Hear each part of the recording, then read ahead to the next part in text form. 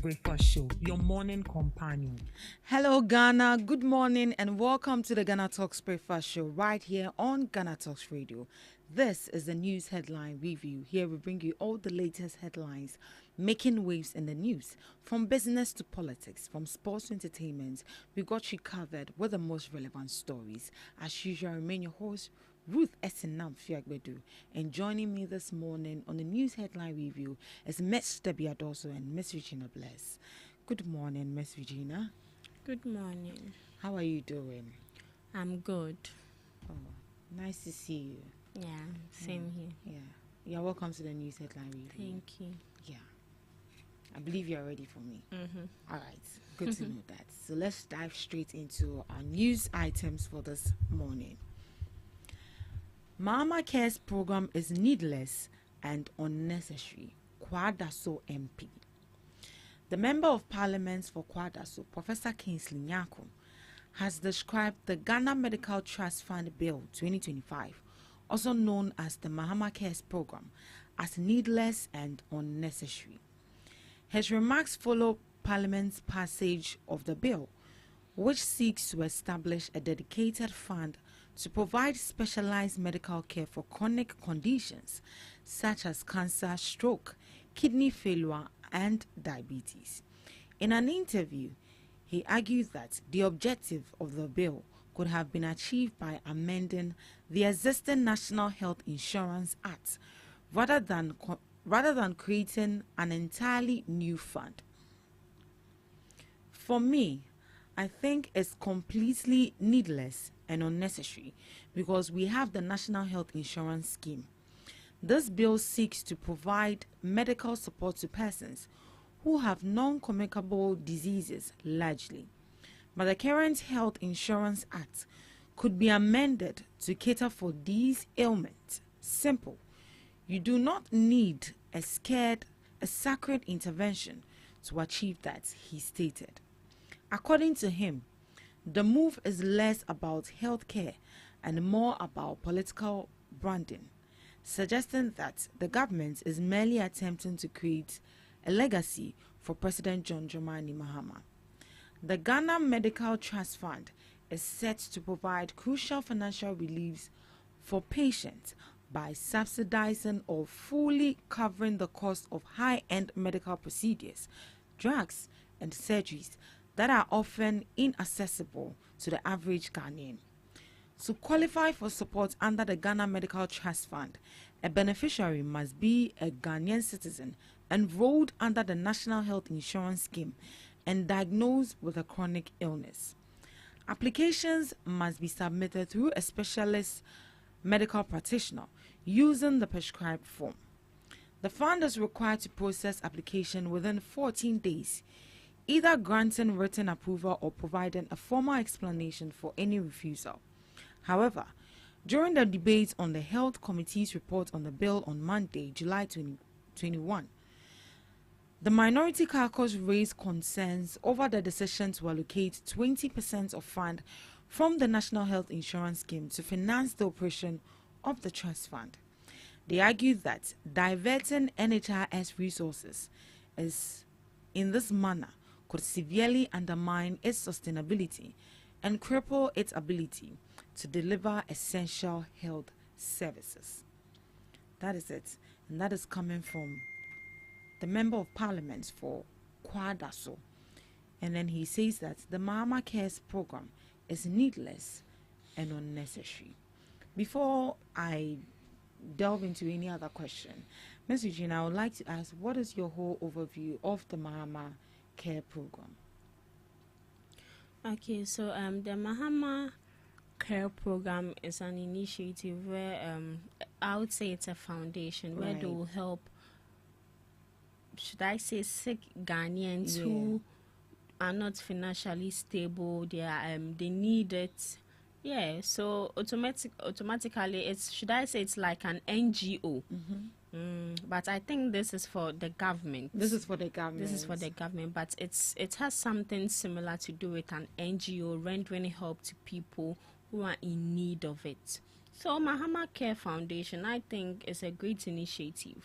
It's a good thing. So now the the member of parliament for Kwadaso is saying that it's completely needless and unnecessary because he says that we have a national health insurance scheme, and this bill seeks to provide medical support to persons who have non-communicable diseases largely. And it looks like that's the same objective as the Mahama Cares program. So do you think it's the same project but giving it a special name?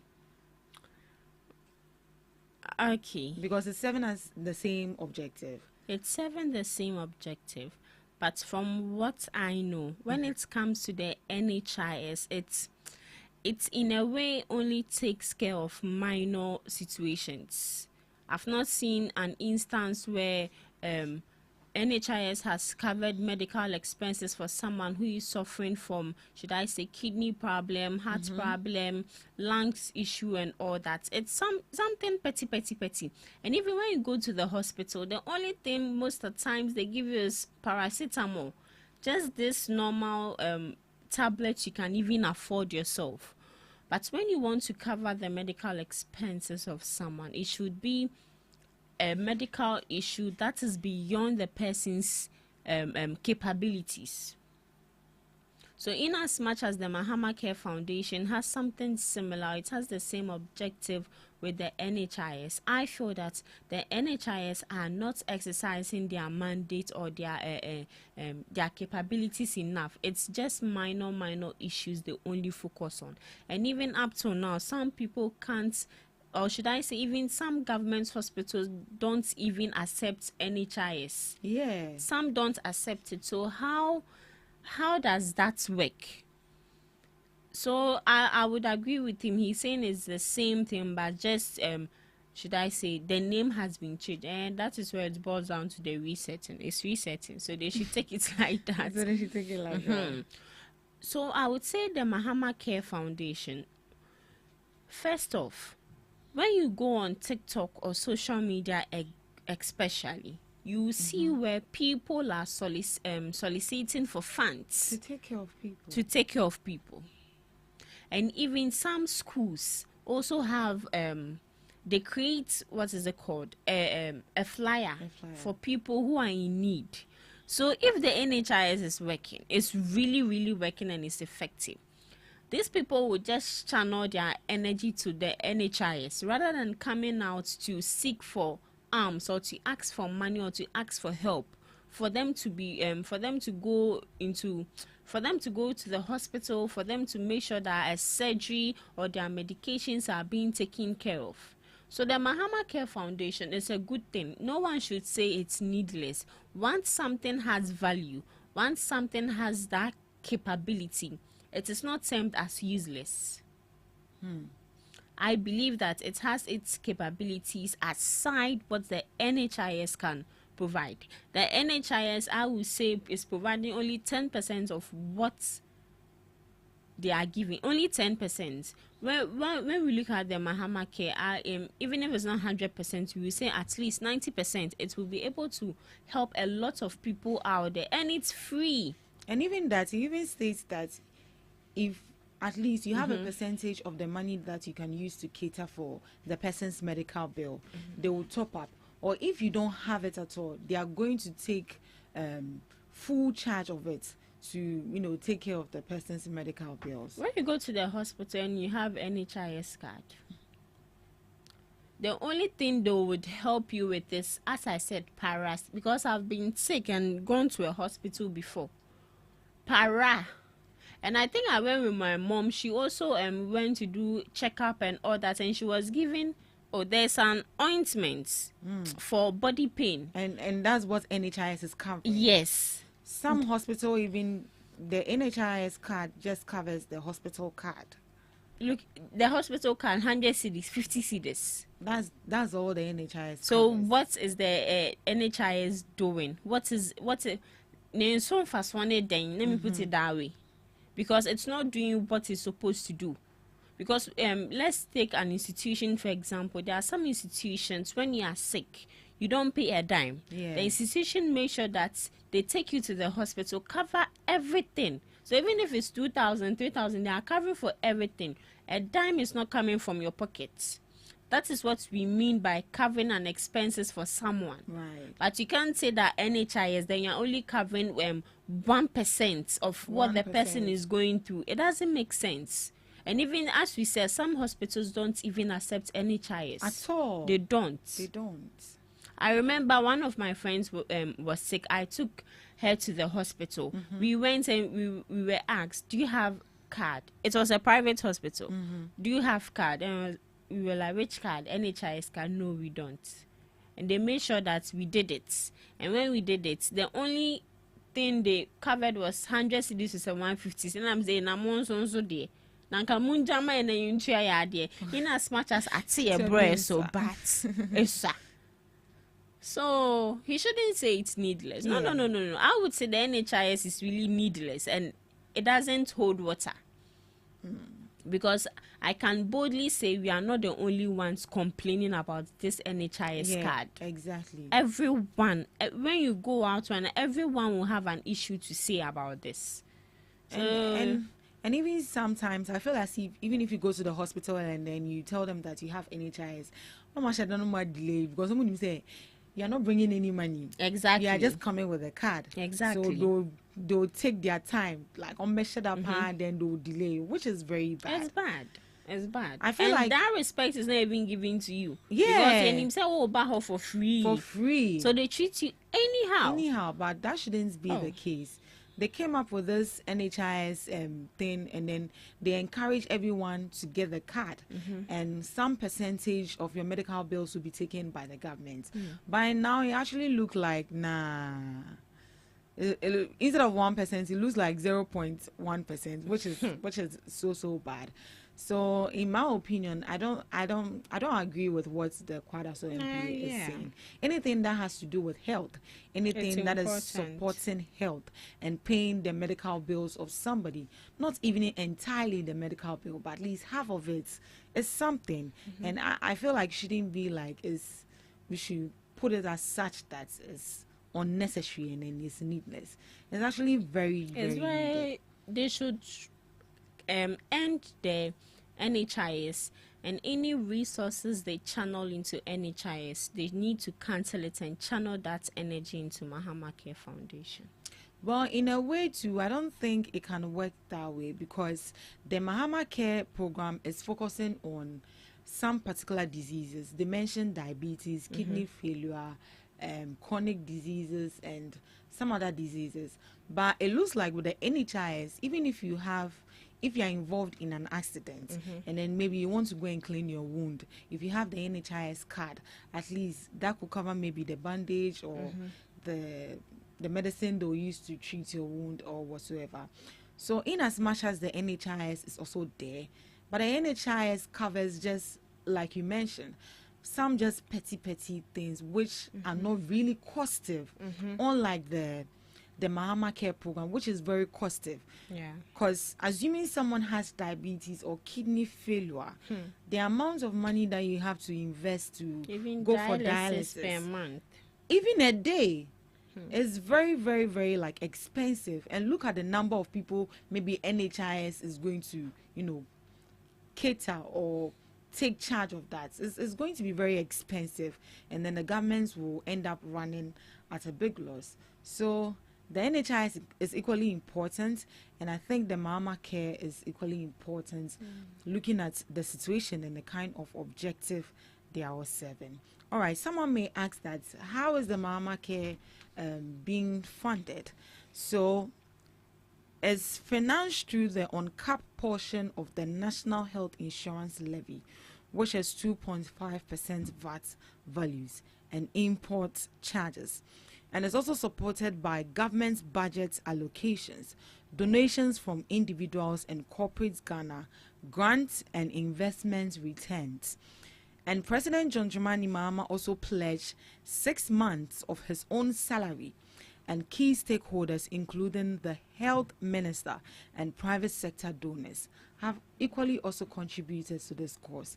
And I think he also made mention that if up to now, as a minister or as an appointee, if you haven't declared your assets, your first 3 months' salary will be donated to the Mahama Care I think you remember that as Yeah, well. yeah. So that is it. That is how the Mahama Care program is being funded through donation from corporate bodies. The president himself has donated his 6 month salary, and some ministers, especially the health minister, is also contributing to that. So this is actually more or less like a philanthropic work that they've taken upon themselves to do, with the government's paying a percentage of it. And we agree it's a good call. All right, moving on to our next news item. AJ's statement on why Dumfor's case was dropped needs further explanation. Suleiman Brahima, the executive director of the Media Foundation for West Africa, Suleiman Brahima, has said that the statement issued by the Attorney General on why the case against former Finance Minister Dr. Kwabena Dumfor was dropped needs further clarification and explanation. The Office of the Attorney General on Tuesday, July 22nd, 2025, announced a significant development in the case of the Republic versus Kwabena Dumfor and 7 others. The Attorney General, Dr. Dominic Ayeni, entered a nolle prosequi effectively, bringing the prosecution of the accused person to an end. According to a statement issued, the Attorney General arrived at this decision by leveraging the constitutional discretion vetted in him under Article 88, Chapter 3 of the Ghana's 1992 Constitution. The statement further indicated that while the exercise of such prosecutory discretion does not legally require an explanation, the Attorney General deemed it appropriate, in the spirit of accountability and transparency, to provide the public with a rationale behind this move. The case in question formed part of a broader set of prosecutions arising out of the financial sector cleanup exercise undertaken by the state. The central objective of this prosecution has been to ensure accountability for public funds and, more importantly, to recover loss occasioned to the state through various alleged acts of financial impropriety. In pursuit of this recovery objective, the Office of the Attorney General, working collaboratively with other relevant state agencies, established a clear threshold, a 60% recovery of the alleged losses to the state. This recovery benchmark was set as a condition for reconsidering prosecution in specific cases. The Attorney General's statement confirms that, following prolonged negotiations and engagement, the accused person in this case have met the recovery threshold. Wow, and this is coming from the Office of the Attorney General. Now, let me explain this properly. The case between the Republic and Kwabena Dumfor and 7 others was one of several legal actions which was taken by the government following the financial sector cleanup in Ghana. That was in 2017 to 2019, of which Dr. Kwabena Dumfor, a former finance minister and the founder of Unibank, and others were accused of financial mismanagement that caused loss to the state. So now, on July 22nd, the Attorney General, Dr. Dominic Ayeni, decided to enter a nolle prosequi. And someone may ask, what does this particular word means? So this actually is a Latin word, which means that the state is no longer prosecuting the case. They are dropping charges. The state is no longer interested in this case. That is what the nolle prosequi means. The decision ends the trial against Dr. Dumfor and the others, the 7 others. Now, this is what the AJ is saying. The AJ is saying that the Constitution has given him the mandate to decide whether to continue or stop a prosecution without needing an approval from anybody. He said this is coming from the Constitution, Article 88, Chapter 3 of the 1992 Constitution. It says that he can decide whether to continue the case or not. And due to that, he has taken it upon himself that I am not taking the case any longer. I am dropping it. And the main goal of this prosecution was not only to punish, but to recover money lost to the state during the financial sector crisis. A. The main goal of this prosecution was to just recover money from them, but not to prosecute these people or punish them. Okay. So if 60% of the alleged financial losses are recovered from the accused person, the state may reconsider continuing the trial or not. So 60% have been recovered. One may ask, so what happens to the 40%? They should go scot-free with that. So the Attorney General confirmed that after long negotiations, the accused persons have paid or agreed to pay enough to reach the 60% recovery target. Therefore, continuing the trial was no longer necessary. Miss Regina, they are saying that the main goal of this particular case was not to prosecute these people, but to recover 60% of what the financial loss they've caused to the case. Now, one may ask, what happens to the 40%? Should they go scot-free with that, just like that? And have they recovered the 60%? And they said they've recovered it, but up to now, there should be some kind of like accountability. We need to know, in a whole, how much money was lost, and out of the 60%, how much was retrieved, and how much is being, made to go scot-free, just like that. Let me use the word wasted. 40% wasted, just like that. You're leaving these people to go scot-free. Why? In as much as every sector in the government needs to operate independently, I think it's high time our President John Dramani Mahama oversees to some of these operations, because I don't think President Mahama brought this idea. Well, one must say the bodies need to work independently. They need to work independently, but here is the case: they're working independently. They are not thinking right. So you think allowing them to go with the 40% is a no-no? Hey! That's a lot. That 40% can even help with our economy. That's 40%. Just imagine 100 people stole from the coffers of government and 60% was retrieved. So 100 people, they have 40% pocketed. Just imagine that 40% from 100 people gathered. Don't you think it would be of immense help to the country? It would be. That is why I'm saying that in as much as these sectors in government needs to operate independently, they need stricter supervision. Because Attorney General can't tell me that all their goal was only to take this money and let these people go scot-free. Then first off, the fight for corruption, how are you fighting it?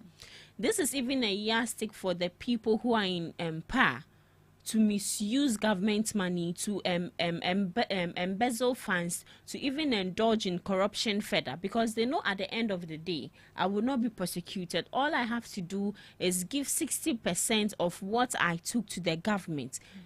And even the money if they are taking, they can be even saving that 60% somewhere.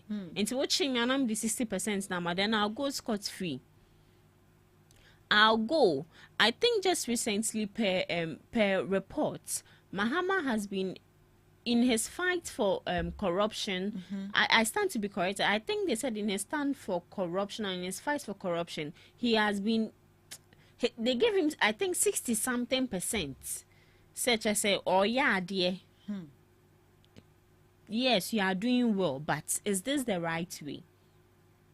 Are they taking Ghanaians for granted?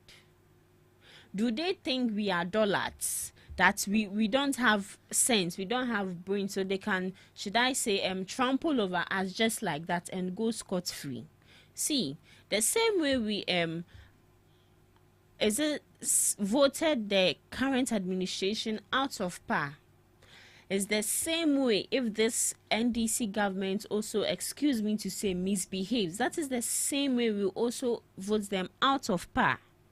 They might think that this is just a petty thing, people are not watching, but mind you, people are really watching and people are really taking records of it.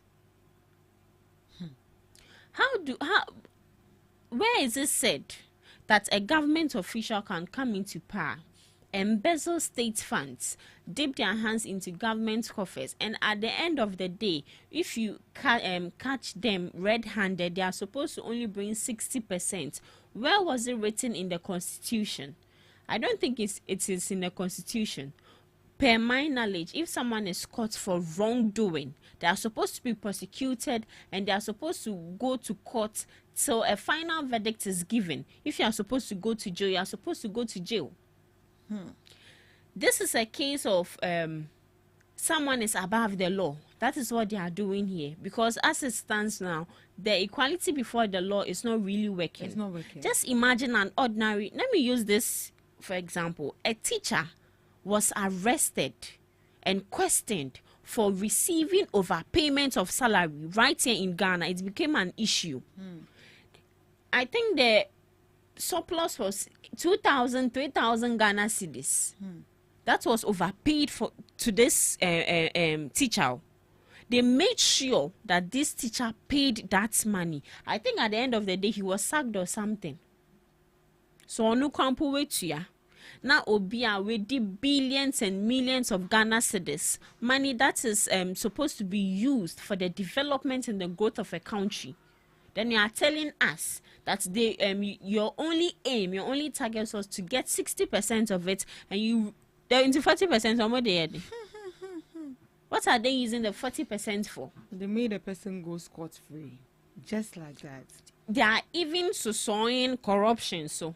And this is more or less like you setting a precedent. Someone will also go and do it. Exactly. And be like, oh, after all, yes, the state is just going to recover 60% of yes, what I have and let me go. With a scot-free, with a 40%. These people needs to be used as scapegoats, deterrent to other people. Irrespective of whoever they are. Exactly. This is where equality before the law comes in. But in Ghana here, it looks like when you are rich, law no enyao. So the aging, Dominic Ayeni, Nidin de Dede. See, it's funny, but it's really sad. It's very, very sad. Very sad. At least retrieve that 40% or retrieve all the 100%. So we be chesika ni mu half now the bakwaye government ejuma now the bakunso so aboa other people. It is fine. It is fine. Because up till now there are some initiative or some plans brought by the past administration and the current administration that is still in bushes. We have buildings, Saglima housing project is still there. Affordable housing is still there. There are a lot of, even up to now, some ambulances are still in the bush. Some machines, drip machines, they are still there. These people are not even utilizing it. Some people are, should I say, complaining of bad roads. Some teachers, some government workers are complaining of not being paid well. They are not, their working conditions are not being met. This money is money that you can utilize it to the best of your capabilities. But you are letting these people go away with the 40%. When an ordinary citizen is being arrested, even let's say, the demonstration they had that it was hashtag free the citizens. Yeah. These people were arrested for doing the right thing. For demonstrating. As a citizen, it's your right to demonstrate if something is not going on well. Right. And they were arrested. At the end of the day, their bail conditions they were supposed to meet was a huge sum of money. These people need to pay that money before you be released, though. Yeah. But government official is just working freely. Let me just pay 60% of it and I'll go freely. Fight for corruption, it is not working. If this is how they want to do it, it is not working. Even up to now, oral, Operation Recover All Loot. We are not hearing anything from them up till now. Special, Special Office of the Special Prosecutor. Your work is to prosecute and make sure that all these corrupt officials face the law. But no. Up till now, how many years now? No one has been arrested. Up till now. Do they see us as a joke? We are not a joke. Well said. So while the AJ gave some reasons that 60% of the money has been reduced, so therefore they are going to leave them to go scot-free with the 40%. I feel like he should come out and, explain further. with regards to the government's accountability series, he should be given a platform for him to come and give us an explanation. Now, questions he needs to answer. How much money was lost in total? We need to know that as Ghanaians. How exactly was the 60% calculated? The money that was lost, how did they calculate the 60% for them to know that this is actually the 60% they are recovering from them? And then who confirmed the payment? Was it the AJ? Who else? Which other security agencies were there for them to confirm the payment? These are actually all things that the AJ needs to be accountable for, and it's his responsibility to come out to we Ghanaians to come and explain to us why they are dropping this case. Because the 60% that they say they've retrieved and then letting them go scot-free because they've recovered 60%, I don't find it convincing enough. That means that this is actually them, wasn't even a wise compromise in the first place. And I feel like they are setting a precedence, because anyone at all can equally involve themselves in this particular act, and then in the mind of the person, they can do nolle prosecute, and then they retrieve 60% of whatever I have stolen, and then let me go scot-free with the 40%. So the 40% that they've got, they should go scot-free like that without punishing them. Wow, that's very nice. All right, moving on to our next news item. HIV infection rising among youth aged 15 to 24, AIDS Commission. The Ghana AIDS Commission has raised concerns over the increasing rate of HIV infections among people, particularly those between the ages of 15 and 25. According to the Commission, recent data shows a worrying trend in which many young people are prioritizing the prevention of pregnancy over protection against sexually transmitted infections, including HIV. Director General of the Commission, Dr. Prosper Akampon, on Tuesday, July 22nd, attributed the surge in infections to the growing preference for emergency contraceptives over condoms. Doctor said, "We are seeing high infection rates among young and adolescent groups. The 15 to 24 age group is experiencing a progressively rising trend in HIV cases, and that is very worrisome," he said. He noted that many young people view pregnancy as a greater threat than HIV, leading to a surge in the use of emergency contraceptive pills while neglecting condoms, which offer dual protection.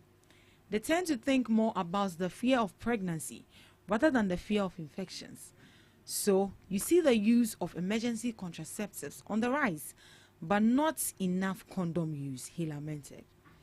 Dr. Akampon emphasized the urgent need for intensified public education and awareness campaigns to promote safe sex practices and correct misconception about HIV and reproductive health. And this is coming from the AIDS Commission. There has been an increase in HIV infection rising among the youth between the ages of 15 to 24. And then in his submission, he mentioned that people fear pregnancy rather than contracting the disease. So there's a rise in emergency contraceptive pills rather than condoms, which is a dual protection, which is going to prevent you from getting pregnant and it's going to protect you from contracting a disease. Hey, how can you be so smart? They fear pregnancy, they fear the disgrace over the long-term disease that is going to end your life. Wow. That is coming from Dr. Prosper Akampon. The fear of pregnancy over the fear of HIV. It's true, because one thing after having sex they do is going for morning pills. Or that is the same as contraceptive pills. And some people go to the hospital to insert family planning. And they know that once they insert the family planning, whether they have unprotected or protected sex, no matter what, they are not getting pregnant. Yes, it's a good thing you are not getting pregnant. But you tend to forget that having unprotected sex comes with a whole lot of diseases. Double. Hey, unprotected sex. Sometimes, from what I know when I was in SHS or JHS, I learned that even through kissing, you can get it. Yeah, you can get it. Especially when someone has a cat. A cat. Hey, me, the way I inspect your mouth. Because you see, I was watching a movie the last time, and it was a teen movie. And this guy had pimples all over. And I know Hanom no. We have pimples, but we have sexy ones. Na no hani na pimples akese na omatiti muna. Aye, cool. And the girl kissed the guy, and I was like, ew. And one guy was sitting and was like, what is ew? It's just a kiss. And in my head, I said, do you know the kind of yari when man who through this kissing? Your mouth has been exposed to first of germs, because those big things, it's not normal pimples. I think it's a bacteria or something of that sort. So one thing you should fear is even unprotected sex, because you might see a healthy person walking, but you might go and have unprotected sex with that person, and in your mind or the notion you have is, oh, nipa way there, he's fit, she's fit, only HIV, only Arabia. When someone has this kind of sickness, it is not written on their forehead, for you to know. So you have to make sure that you have protected sex. If you meet your partner, if you meet a random person and they refuse to protect themselves, run for your life. Run for your life. Someone will be like, if you are eating, do you put rubber in your mouth before you put the food in? How does it taste?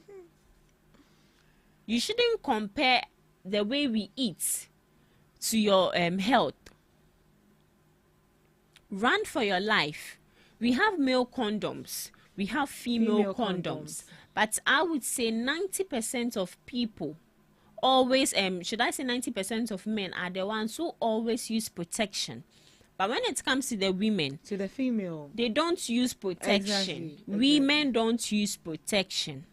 So if you the woman, you don't want to use protection, the guy, you are supposed to use protection.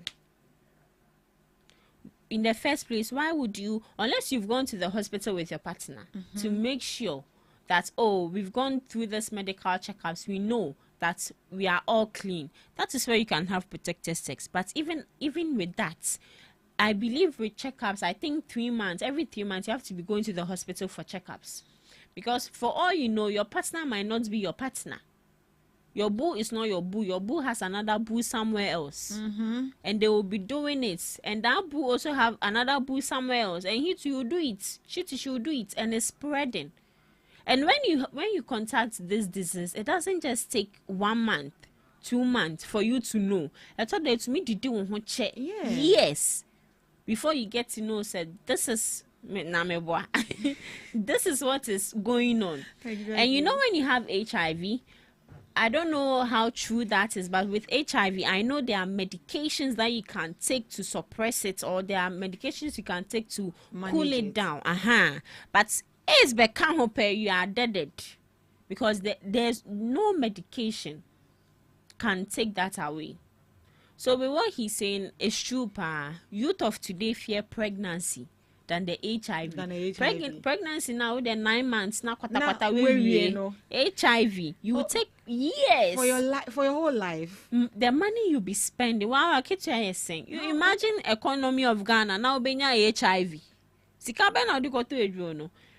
In the Western world, with such issues, you just go to the hospital. They give you free HIV drugs. But Ghana here, madam, condom crowd koto. Condom crowd koto. Not HIV drew. Be there. So the youth, they need to have protected sex. You can't wait. Practice celibacy. If you can't practice it, have protected sex. Have protected sex is sweet, yes. It's like toffee, but have protected It's just 1 sex. minute pleasure. 1 minute pleasure. Sometimes 1 minute, papa no 1 minute. Some people have 20 minutes, 30 minutes pleasure. Yes, 20 minutes, 30 minutes, yeah, 30 minutes, man. But all jokes aside, you need to have protected sex. Yeah, very important. And also, you have to, especially, you have to be careful with the objects we use. HIV doesn't only come with sex. Yeah, It comes with also exactly. sharp objects. Sometimes you think your family member will use a blade, then because family, then you use it. Which one? You don't know what you've contacted. And also, when you go to the spa, when you go to the salon, you want to do manicure, pedicure, and all that. Be careful. Be careful. Even when you are fixing your nails, the trimmer is just 2 cedis. Yeah. First it was 1 cedi, now it's 2 cedis. It's not expensive.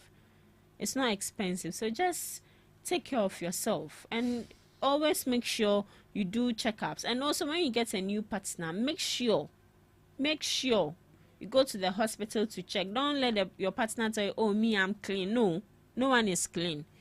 Go to the hospital and confirm. Exactly. Yeah. But why would you choose the fear of pregnancy Over HIV? Getting sick for a longer period.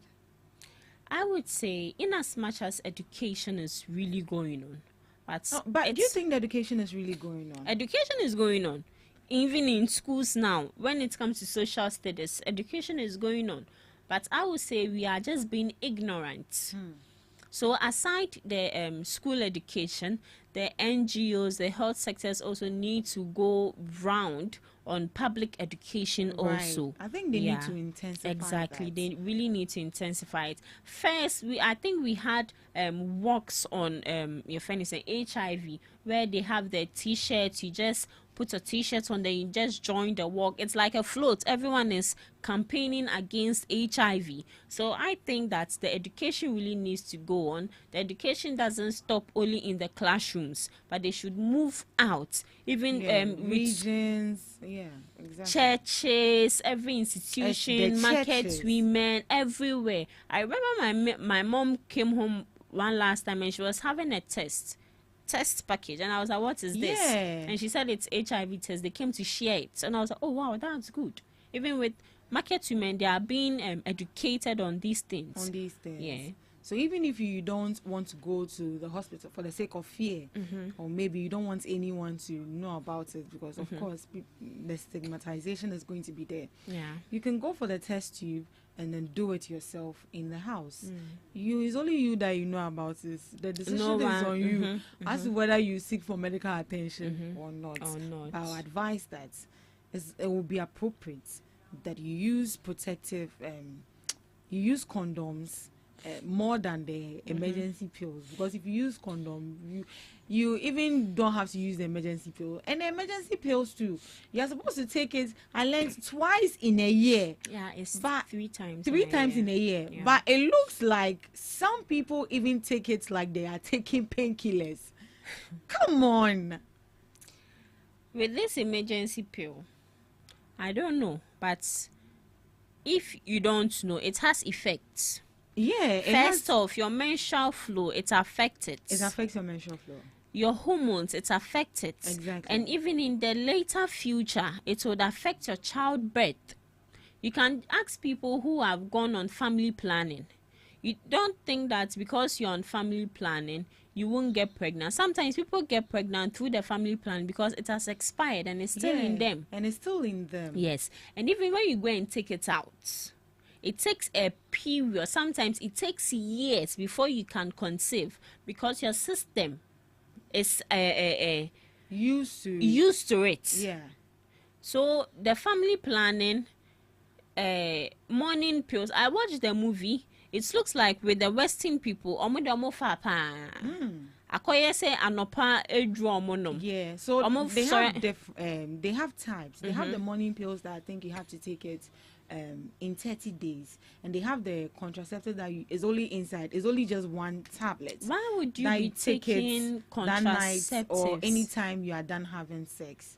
Why would you be But- having contraceptives, taking it for morning pills for 30 other? So every morning you be having sex Malaria 30 days. drug. Oh, we are really killing ourselves. And Seriously. mind you, women's body is really complicated than men's body, because with our system, it goes through a lot. It goes through a lot of breakdown. It goes through a lot of structuring and all that. So you have to be mindful of the things you take.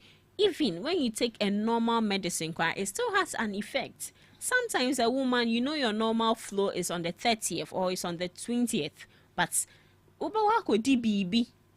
Now, system na they'll be like, why is my period not in yet? So you should know that with the women's system, it's really complicated. So we should be careful. A man who will make you take pills every time after sex is not a man who will marry you. He's not responsible. Hey, share. I say the morning pills the same as abortion. They don't know, because when pregnancy comes, you make you abort. When you have sex, you make you take the pills. He doesn't know that the pills is having an effect on you. Anyone who truly loves you will not make you go through that. So the best thing to do, in school they taught us protection and they taught us withdrawal method. If you don't know withdrawal method, come out teach you. The men, they know withdrawal method, but sometimes that withdrawal method it fails. It fails. So fails. please, you need to So be please careful. be very, very careful. And this is coming from the AIDS Commission. Small disgrace is better than big disgrace. Small disgrace is better than big disgrace. Small disgrace, 9 months. Big disgrace, eternity. So you die, you have that virus in your system. So please, our youth out there, be very, very careful. If you know you can't wait or you can't remain chaste, please go for the contraceptive. I say go for the condom. And even if you are going for the contraceptive, please, you are allowed to take it just 3 times in a year, not a month. In a year. After that, you can't take it anymore because it comes with its own side effects. So please, with our youth, let's be very, very, very careful out there. All right, this is where we draw the curtains for the news headline review. Thank you so much for joining us. We'll be coming shortly with Today in History with Miss Regina Bless.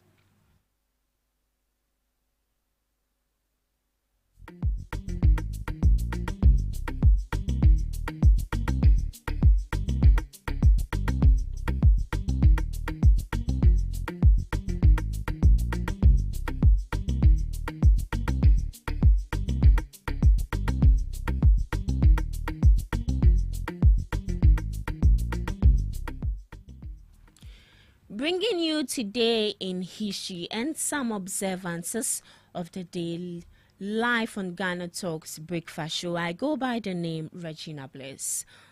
Moving on, Nelson Mandela's involvement in peace talks. Nelson Mandela was involved in peace efforts on this day. It wasn't a singular event, but rather a period where he engaged in various peace-related activities. Specifically, he agreed with Joe Slovo's argument to suspend the armed struggle, a crucial step towards ending apartheid in South Africa. He also acted as a mediator in the Burundi peace process around this time, meeting with Burundian representatives in Pretoria. On this day also, bombing in South Africa. About 4:30 p.m. on July 24th, a petrol bomb exploded in the main passenger concourse of Johannesburg railway station, causing severe injury, mostly through burns and flying fragments from shattered glass partitions to some 25 unfortunate victims. Toby Amuzan became the first Nigerian to win a gold medal. The International Federation of Women Lawyers, Nigeria, celebrates Toby Amuzan, the first Nigerian athlete. The first Nigerian athlete to win a World Athletics Championship gold medal, as she stormed to victory in the women's 100 meters hurdles in Oregon, USA on Sunday, 24th of July 2022. Looking at Garrett Morgan's invention. Garrett Morgan's invention, that is the gas mask, played a crucial role in a dramatic rescue after an explosion in a Cleveland waterworks tunnel beneath Lake Erie. While the explosion happened on the 24th, the rescue, which involved Morgan using his gas mask, occurred on July 25th. On this day also, Elon Musk rebranded Twitter as X. We all knew Twitter as a bluebird, but it was on this day Elon Musk rebranded it as X. Elon Musk rebranded Twitter as X after merging it with his company X Holdings. This rebranding included replacing the iconic blue bird logo with an X and renaming Twitter as X's. Musk has stated that this change is part of a larger vision to transform the platform into an everything app called X. So yes, the Twitter that we all know to be a bluebird is now the alphabetic letter X, that is black and white. So looking at some few observances, this day is observed as National Cousins Day. Yes, National Cousins Day. So your father's sibling son or daughter is your cousin, right? So National Cousins Day is celebrated on July 24th. It is a day to acknowledge and appreciate the unique relationships that cousins share. It is a time to celebrate the bonds that often start with childhood friendships and can last a lifetime. These relationships are often nurtured through family gatherings, holidays, and shared experiences, making cousins important figures in one's life. So in as much as you are celebrating National Cousins Day today, I would also advocate for our parents to really organize family gatherings, because these are the gatherings where you get to know some of your cousins. Lastly, International Self-Care Day. International Self-Care Day is observed to raise awareness about the crucial role of self-care in maintaining overall health and well-being. It serves as a global reminder that prioritizing self-care is not a luxury, but a necessity for both individuals and healthcare systems. So this day is National Self-Care Day. And self-care is not a luxury, it is a necessity.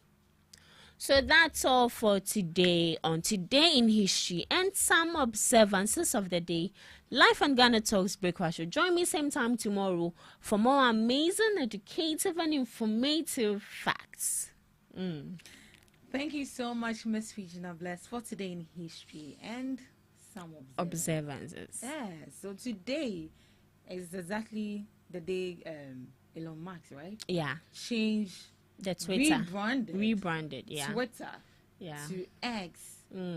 But wait, how did you feel about that when they changed the name? I was like, X. I was like, X, what is X? And up to now, people are still saying Twitter. Most people are still saying Twitter. Before you rebrand a particular brand that people know, it takes a longer period. Even if that person, even if the X is widely known by a group of people, there are going to be some particular audience that will still name it as Twitter. Myself, I say it's Twitter. I say it's Twitter. I can't keep myself because I'm used to the old version of it. Exactly. And I would say he's very lucky, because Twitter is an app where most people are really invested into. Because just imagine it was an upcoming brand, they'll just ditch your brand since you've rebranded it, but it looks like people are still really using it. So that should tell you that before you rebrand your brand, you need to be well established. Exactly. You've created that audience or that like people, loyal customers, widely know you as this, and then now they have to get used to you, know you as the other way. So that is a tip I'm giving to those of you who want to rebrand your business. Exactly that. But up to now, we still don't know the reason for the X. I think in what I read here, he has a company that goes by the name X Holdings. X Holdings, so that is why he changed it to X. It makes sense. But X right here, we know it to be somebody's X. Like Obi Jana. Or when it comes to mathematics, find X. Where is X? Hey, finding X actually. There's a lot. So you also mentioned that today is it national or world? Today is World Self-Care Day. International. So worldwide, everywhere, globally. And you know, self-care is actually something that people undermine, which I feel is very bad. People only take care of themselves when they are going for an important occasion. Like you just sitting and spoiling yourself. They won't do it. It's self-care, peace of mind. You have struggled for the money and you are getting it back. Enjoy. But no, people are being too hard on themselves. And self-care is not only about the physical appearance also. I think it has to do with emotions as well. Exactly. If someone is disrespecting you, or if you're in a toxic relationship or a toxic environment, that's you infringing upon your self-care rights. True. If there's something like that. True. Because emotionally, you are not fine. But you're just tolerating. You're just tolerating. Oh, it's not. Oh, you like it here. But think about yourself first. Like for me, I always say, before you take any decision or before you do anything, don't look at anybody. Let them talk. Think about yourself. If that is what you want and if that is what is going to make you happy, going for it. At the latter end, no. People care, but nobody cares. Yeah, true. Seriously, people care, but nobody cares.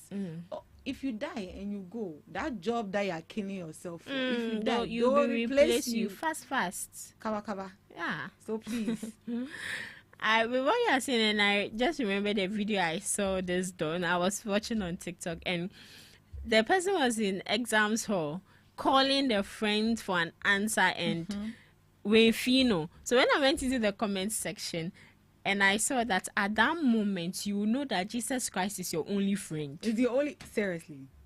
You get it. So, as you are saying, in as much as when you care for yourself, it will take... or you invest a lot of money, but let's note, it's not a luxury. It's not a luxury. But it's a necessity. Yes. It's very necessary for you to take care of yourself. True. All right. Thank you so much, Miss Regina, for the beautiful submission and for joining me on the first segment of the GhanaTalks Breakfast Show. And thank you too to my lovely audience for doing the listening. Thank you. And this is where we draw the curtains for the first segment of the GhanaTalks Breakfast Show. Right after this, we'll be going for the news. Please stick and stay with us. Hello Ghana, hello worldwide, I'm Mr. Level Bear. Now listen, every Tuesday and Friday, beyond the time it's going to carry Braille, our GhanaTalks Radio, 7 p.m. sharp. Now Tuesday, we're going to talk about our culture, our history. Matuni ding se tete abako sem. Now on the Friday, you bars on bars. You better rap, you better say no artists go join me in the studio. We're going to discuss about music and business. Konya, or you singer, and now you rapper, you think say you get bars. You go be spit fire. Now listen, make you join me with studios.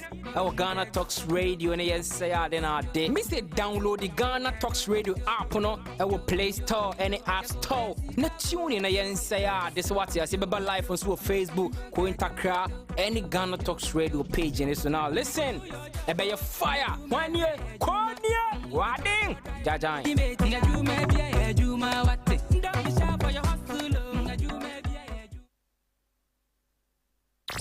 Ghana Talks Radio, #1. We bring you local news, business news, international, sports, and entertainment news. Right here on GTR.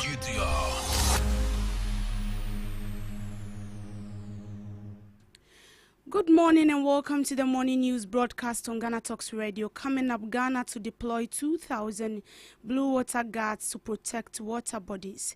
Defense Minister confirms ammunition theft in armed forces. Ewutu Senya East to get educational boost for construction pledges. Government allocate 10 million to University in Sunyani for infrastructure boost. These and many more coming up shortly in business, sports and showbiz. Do stay with us for the detail.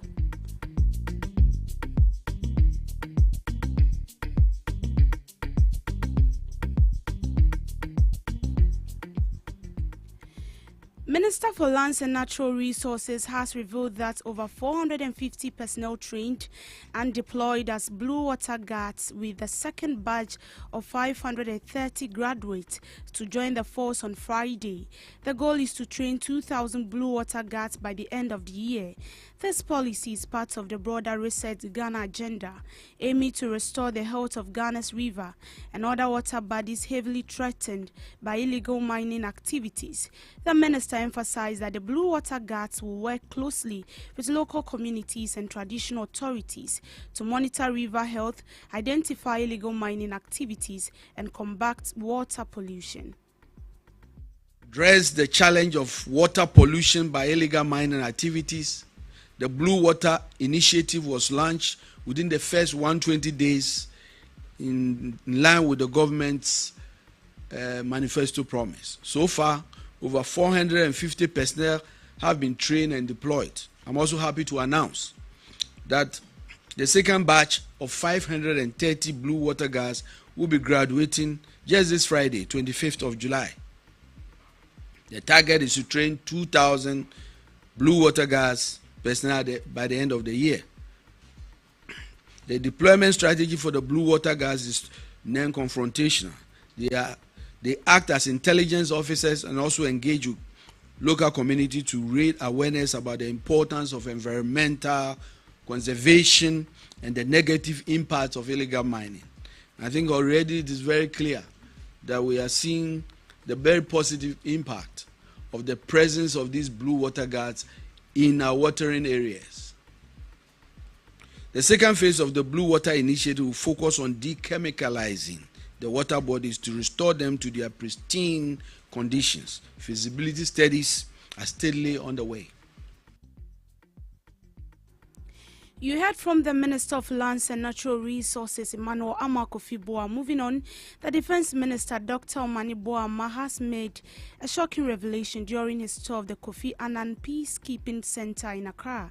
He confirmed the rising theft of ammunition within the Ghana Armed Forces. To address this critical issue, the Defense Minister has vowed to take decisive action to stop these breaches and ensure the integrity of the Ghana Armed Forces. This move aims to curb the flow of illegal weapons and mitigate the chieftaincy clashes in some regions. I spoke about the 2024 transfer of ammunition from the Ghana Armed Forces to the then National Security without due consultation and authorization, which the present National Security Coordinator is seeing to that investigation. Just when I thought that was being addressed, we have uncovered another one. And in that case, theft of ammunition. And that was even before the 2024 transfer of ammunition from the Ghana Armed Forces to the National Security. I'm bringing these issues out there for us to know that the ammunition found in the hands of civilians may not just have come from the ingenuity of those civilians securing them, but may have come from complicity of people who are taxed with responsibility. The Member of Parliament for Ewutu Senya East, Nakoyo, is taking proactive steps to address infrastructure concerns in her constituency. Her response is in line with a caution from the Municipal Education Directorate about potential admission denials due to limited classroom spaces. To tackle this issue, she pledged to construct new schools and expand existing classrooms, ensuring every child in her constituency has access to quality education. This commitment aligns with her previous promises to support education and youth development in her area. 600 well desk to 10 schools or 10 beneficiaries. I cannot mention the schools offhand, but there are 10 schools in all. This is not going to be the last of it. There are more other ones that will be coming in the subsequent weeks. The first of it. There are more others that will be coming in the subsequent weeks for other schools as well. But this is the beginning, and we are looking at other projects like their infrastructure and other things. So it's going to be a continuous project to help our educational sector in the constituency. Okay. So there are a lot of things that are being put in place to make sure that we accommodate new students coming in, like infrastructure. We are going to build more classrooms. I think this year we are going to do about KGs, about 2 or 3. Then the primary level 2, we are going to do about 3 or 4 schools. So there are a lot of things that we'll be doing in the educational sector. Even in our manifesto, we highlighted more on education. So there are plans are being put in place, and I think contractors are coming in to already bid for those projects, and everything is on course. The expansion of existing schools, I think the KGs are going to be new schools, and then we've secured sites for that. In face of sorting deficit infrastructure, the Minister of Education, Haruna Idrisu, pledges 200 million euros to boost infrastructure development in the University of Energy and Natural Resources at Sonyanin. He stressed on boosting infrastructure development in Ghana's educational sector. According to him, 40 million has been allocated from the Ghana Education Trust Fund to support 4 emerging public universities, including the University of Energy and Natural Resources. Each of these universities is set to receive 10 million to expand infrastructure, improve learning conditions, and enhance research capabilities. To fund additional infrastructure with a partner that the university has been engaging, is estimated that where it is possible for the Republic of Ghana to be able to borrow because of IMF limitations, we are not able to do that. But there is a proposal I'm reviewing for over 200 million euro to support aggressive infrastructure for the institution. A week ago, I met with the chief executive of SIC Life, who also indicated that he wants to extend support, corporate social responsibility in a managed manner to conduct additional hostels. And his choice of campus was UNE and the Kwame Nkrumah University of Science and Technology. The President of the Western Regional House of Chiefs has urged the government to take advantage of the ongoing minerals policy review to accumulate difference in mining communities. Nanan Ketia believes this review is a golden chance to reset the mining system. His call to action aligns with the Ghana Coalition against Galamsey's demand for decisive action against illegal mining and protection for forestry officers facing violent attacks. To be a huge step towards resetting the communities. I've been involved with Bogoso mines and Dumasi and so on and so forth. And I remember my experience when I was negotiating, but it was a Golden Star or one of those things. You couldn't believe it. People come here and they say that the Western region is the richest region. Richest in what? In poverty, What incentives are there for communities not to enter Galamsey? What incentives? Oh, don't do Galamsey, don't do, but they don't say anything. What incentives? These are the challenges. Fortunately for us, this is the first time I think we've had our own son as the Minister of Lands and Mineral Resources. And we all want him to do well. And it's our prayer that we can say that, oh, during this man's term of office, the country was reset. The Western region revealed its riches. We can go to, what has Goldfields done to Obuasi over long term? Well, go to, and the roads were so bad. That was unbelievable. So the onus is on you. Let us think Ghana. Let us think Western region. Let us look at this this thing that we are going to do and articulate a vision that starts from the locality. That is not just taken away. Whoever, in my opinion, is coming to take gold from Escado must be able to articulate a vision for Escado. You can have Ghanaian companies, but there could be fronts. So saying that Ghanaian company, no, these could be fronts for expatriates, for the same thing to be done, unless we change these laws. And the opportunity has been granted us by but the presidency through the Minerals Commission at a time that our own son is also the minister. It's an opportunity that we can use to reset Ghana. Gold is everywhere, but people don't benefit. I met the Bank of Ghana.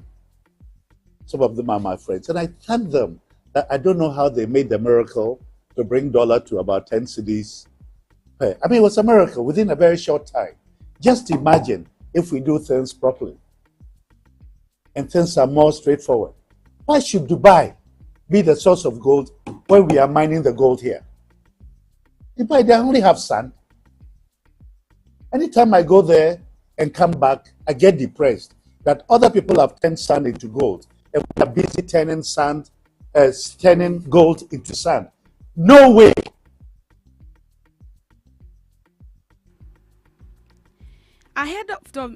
Ahead of the much anticipated mid-year budget set for today, July 24th, the street is buzzing with praise for Ghana's finance minister, Dr. Kaiser Latofosin, for his remarkable efforts in managing the economy. According to them, his leadership is being credited with stabilizing the macroeconomic environment, restoring investor confidence, and bringing public optimism back to the country.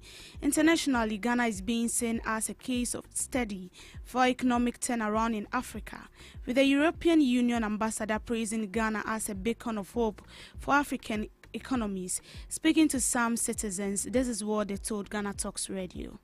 Abanle ebo modern wa eba chule papa no fe anu won hwe eba fe awo eyan wo ni bi ni wo sane wo ka fo won ya ka sane fe shi wo ne ba wo eba mi ewo won dale sha ke eba tuni papa ha wo ewo wo kwa ke sika se be ni bronya ba sha anwe eba fefe na ka ho e ha wo bi ti se dollar na aba fo no e bo ayen at least yes san sika e de akọ at least you say capital no be ko na nim kakra chen first no esa aba fom kakra kan ho kra ye bepe etile momo de na mo ni nyina ho nche mayen na ase losses enya na last year ni ade no embra embe shemu mayen na yesu ye ninje aban no de nyama no de aduane wa yisu nyama no omo na adade ni na price na abaso na nwa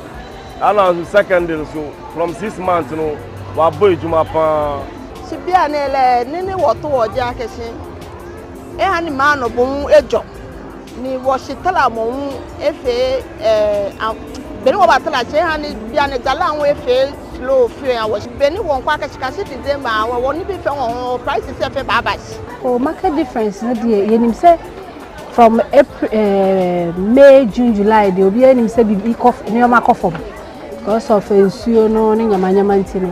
But yeah, kaka. They see how the niskabati wa unto kakra. 13 tax, any 11, any way a friend is crisis. No, I ya cost me na ama abafom. And na a good leader. Unya good leader. Say bibia nye kama. It's January before Saturday. Why idea, especially yesikano. Wama asasa abafom sama na at least. So last year na oh 2 say what oh 3. So be anam $10,000 as they say me na almost 20,000. This year. It's almost more than no my engineer hon chance my. Na interest rate or bank no money adi. One dollar kechulo papa nechu eyanwo. Oh me da ban so ya ade pa wa bomode pa. In business, Minister for Labour, Jobs and Employment, Dr. Abdul Rashid Pelpo, has called for strategic partnerships between government and the private sector to build a resilient construction workforce that can absorb Ghana's growing youth labour force. According to him, a collaborative skills development and on-site training are critical to aligning labour supply with industrial demand within Ghana's rapidly evolving construction industry.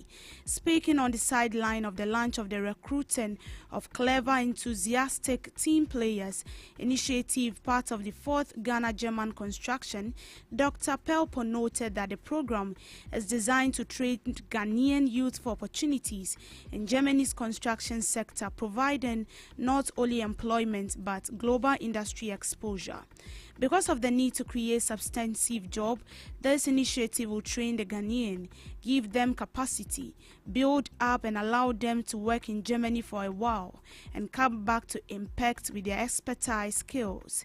He explained that this is an important initiative in collaborating with the German construction partners to ensure that the expertise that goes on into the construction, human capacities are shared within the two countries. The 2025 Ghana-German Construction Day strategic platform convened key stakeholders in the construction sector to deepen international collaboration, stimulate investment, and promote workforce development. This year's edition aims to accelerate Ghana-German partnerships by focusing on 3 core areas. Still on business, nearly 8.0% of Ghanaians who use mobile phones receive a scam call and text messages sent money to the scammer. According to the 2025 Global Findex report by the World Bank, about 32% of Ghanaians who use mobile phones also received a scam call and text message but did not send money to the scammer. Also, about 48% did not receive scam messages. The report said adults who are exposed to a digital scam are asked if they sent money to their scammers. In a few economies, however, mobile phones owners have both high levels of exposure to scams, extortion, and a high tendency to send funds, including Gabon, Ghana, and Senegal, it explained. It added that women are not overall more likely than men to receive scam and extortion attempts to send money in response. The report continued that consumer awareness about scams and the methods of scammers has shown promise for increasing people's ability to avoid them. A study in Uganda that employed interactive games delivered through interactive voice response to teach people about fraud decreased the shares of both women and men falling for scams, though the Global Findex 2025 Digital Connectivity Tracker shows that relatively small share of people experiences such harassment. International effort to address issues surrounding such violence, including the UN's Global Digital Compact, which aims to establish principles for an open, free and secure digital future that respects human rights. Globally, the report mentioned that only 53 out of 190 economists reviewed in one study imposed criminal penalties for offenses associated with cyber harassment. It is therefore calling on legal framework to evolve to recognize online harassment and treat it with the same seriousness as physical harassment. At the same time, tailored training programs in digital literacy for vulnerable populations, particularly women, adolescent girls, and marginalized communities can help build preventive capacity by teaching users to recognize warning signs and employ privacy-enhancing settings on their mobile phones, it's added. To sports, 4 African coaches are part of this year's edition of the FIFA Elite Performance Coach Mentorship Program, an initiative that seeks to empower the next generation of female coaches. The 18-month program matches highly experienced coaches with those closer to the start of their coaching journey and fall within the scope of FIFA's Technical Capacity Building Program. The goal is to support the process of getting more female coaches to occupy and retain positions at the top level. Each coach is assigned to an experienced coach who will guide and support the mentee throughout the mentorship. The African quota is made up of 2 mentors in South Africa, head coach of Bayanan at the ongoing Women's African Cup of Nations in Morocco. The duo is highly regarded in African women football cycles, with Ellis guiding South African to their only continental title in 2022 and a semi-final spot at the WAFCON in Morocco, whilst Boyisen has successfully stint her native South Africa, South Sudan among others. The 2 coaches are Mildred, head coach of Kenya under-17 women's team that participated at the World Championships, Republican last year, and Ethiopian Selamawit, who is head coach of Liberia women's team. Also involved national women's team coach Chris Yip, who is of Singapore origin. At FIFA, our job is to try and mitigate some of those barriers, whether it is a financial issues in terms of applying for coaching license, whether it is an awareness issue or a support. I think we should look at all the different ways that we can try and minimize the number of obstacles that exist for us to get females into coaching. After the launch, the mentors and mentees will have online meetings as well as meet face-to-face. The initial in-person meeting, where feasible, will be hosted by the mentee. The second visit will, where possible, then be hosted by the mentor, and other further meetings at a location agreed upon by both the mentor and the mentee. Launched in 2021, the FIFA Elite Performance Coach Mentorship Program is designed to develop and contact high-performance coaches in the elite women's game. It provides a structured platform for experienced coaches to mentor emerging talent, fostering continuous learning and improvement. The program is part of FIFA's broader effort to accelerate the development of women's football. And that's how we end it for now on the morning news broadcast. I will be back with subsequent news bulletin later in the afternoon. As usual, do to log on to all social media platforms at GhanaTalksRadio.com, as well as logging on to www.GhanaTalksRadio.com for more news updates. I am Deborah Adosu. Do have a good morning. Ghana Talks Radio, #1. Are you ready to amplify your business or brand's reach and make a meaningful impact in Ghana and beyond? Partner with Ghana Talks Radio today to connect with a diverse audience across Ghana and beyond. Elevate your brand through on-air promotions and social media. Boost your brand during prime time. With Ghana Talks Radio, you can extend your reach across digital platforms. Ghana Talks Radio is not just a station, it is a community hub where your brand becomes part of the conversation. Join us in fostering connections, celebrating culture, and making a lasting impression. For customized sponsorship packages and enquiries, email contact@GhanaTalksRadio.com or call +233 202 544614. Ghana Talks Radio, giving the youth a voice. Hello Ghana, hello worldwide. I'm level band. Now listen, every Tuesday and Friday, beyond the time it's going to carry Brell. Our Ghana Talks Radio, 7 p.m. sharp. Now Tuesday, we're gonna talk about our culture, our history. Matuni ding setete abakwa sem. Now on the Friday, you bars on bars. You better rap, you better say it. No artists go join me in the studio. We're gonna discuss about music and business. Konya, or you singer, and now you rapper, you think say you get bars. You go fi spit fire now. Listen, make you join me with studios. Our Ghana Talks Radio, and you say then our day. Me say download the Ghana Talks Radio app, no. Our Play Store, any App Store. No tune in, and say this is what you say. Baba live on Facebook, Kointakra, any Ghana Talks Radio page. And so now listen, about your fire. 1 year, Konya, Wading, Jajan.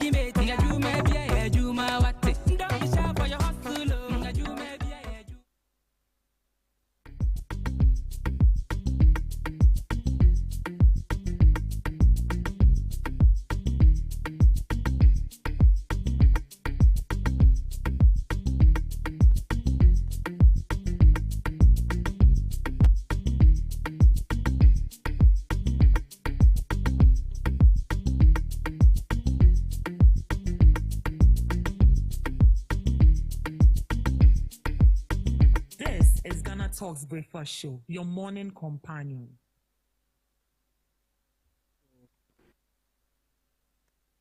A beautiful good morning to you on Ghana Talks Radio. We welcome you to the show this morning, as we always do each and every morning. My name is Parkwes Yomari, your regular host, and it's a Thursday morning. I'm surprised that the weather seems a bit better today in Accra, because where I'm coming from, it is raining heavily, and so I was feeling so cold coming today. But seeing the guest in the studio has heated me up.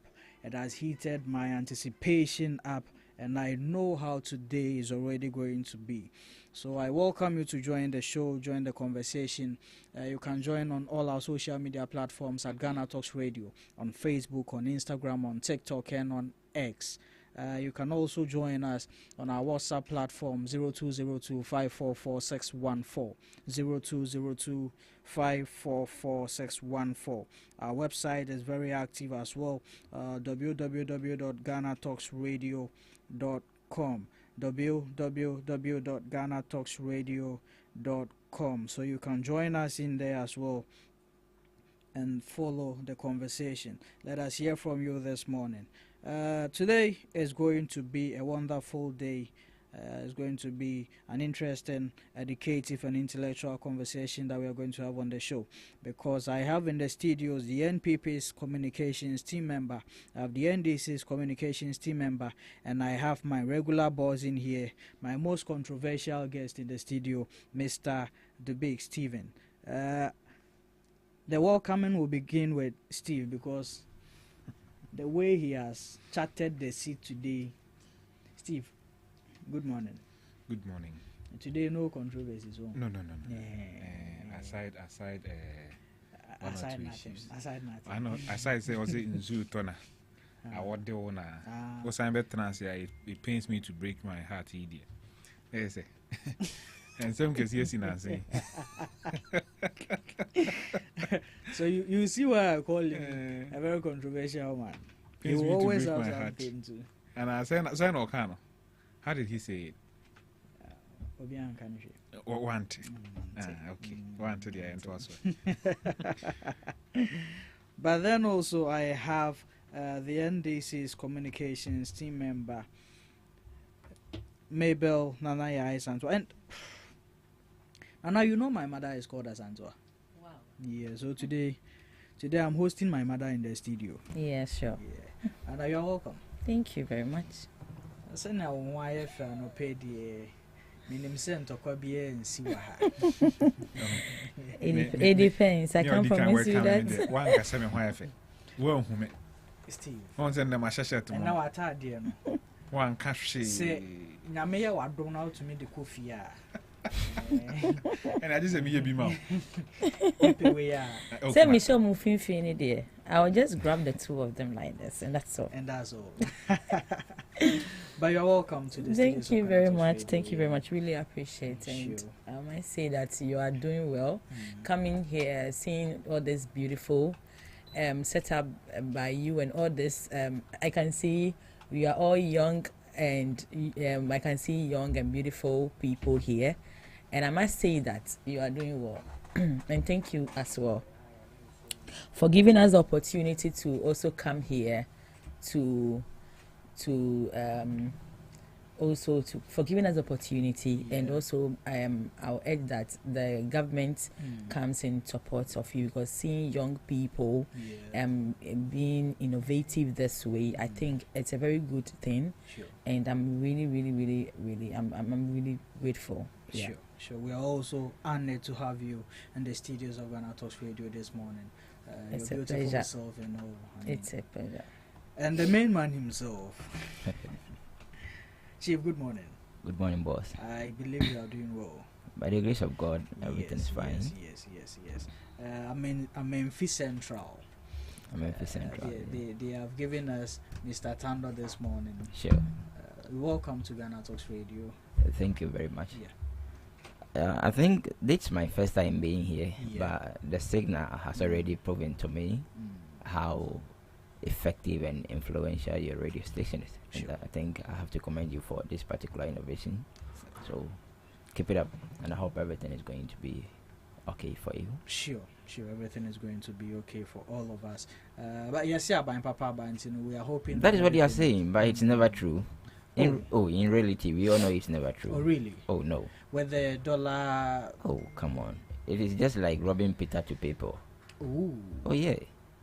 So you are not feeling the buying Papa signals in the studio? We are really feeling, much pain than what we had already. Oh, yeah. Wow. This is interesting. Every Ghanaian can attest to, apart from you being maybe a genuine NDC member who happens to be, let me say, a filter feeder within the party, that might, come out to gaslight the young people that we have in our country that about Papa. You get it? But if you are being real to yourself, looking at what is happening in our country, everything shows, the statistics and everything shows that there is nothing better that we are experiencing. Wow. What are some of the things that you think are just a charade, which the Aban Papa Bar slogan is not really matching up to? The Aban Papa Bar is just, a slogan that they are using to please themselves. You see, when they came, they promised to, remove 10% betting tax. You get it? But haven't they done that? They've done that. After removing the 10% betting tax that they promised the people of Ghana, they have increased they have increased electricity tariff by how many percentage? But so if you are taking less pain and then bringing me more pain, let me tell you one thing. Do you know that even the betting, looking at the percentage of people who were engaged in the betting, and then looking at the people who are paying electricity tariff all the time, just consider. So we are going through pain more than what they are claiming. Okay. Aban Papa has never come. They promised the people of Ghana that when they come, we are not going to see anything like LGBTQ. Now today, look at it. Recently, when NPP introduced 1%, e-levy, look at how they came out to vilify the New Patriotic Party, making us look unpopular in the eyes of the people of Ghana. When they came recently, they have introduced what we call Dumso levy. Now, when you go to the fuel station to buy just 1 liter of fuel, you have to pay 1 cedi in addition. And don't forget that no car or no taxi driver will ever go to the fuel station and say, I'm buying, let's say, just 1 liter of fuel. You buy probably maybe 200, 300, at least 400. Okay. So look at the amount of tax you are paying. It's easy. It's not easy. Okay. But you see, taking it first from the tariffs. This tariff, it's a condition from the IMF that your party took us to, right? You know it's part of the conditions in which every quarterly we need to increase our tariffs to meet a certain target within the IMF stipulations. So we can't really bang that on the NDC. And secondly, with the 4 issue, I mean, they said they are using it to help resolve in our energy sector challenges. Or you are not in support of that? That is just a lie. Let me start from the full aspect that you're talking about. We were in power for 8 good years. Okay. We didn't introduce anything higher like the 1 cedi they've introduced for every single liter you buy. Okay. So there was nothing like doom so consistently. In fact, under the 8 years leadership of Dr. Alhaji Mahmoud Baumia and Nana Danko Kufuado, we experienced, I think, 8 weeks of doom so throughout the 8 years, which was not even, consistent. Okay.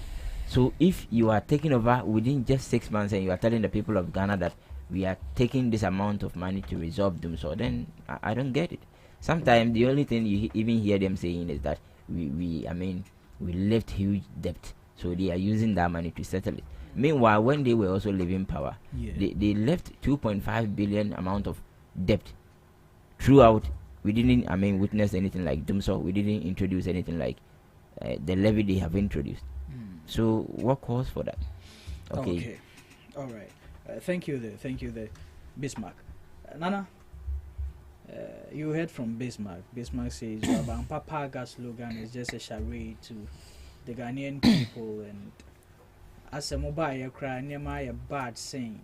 But I can really testify to some part of it, though. There are some things that I don't see your party doing anything about it.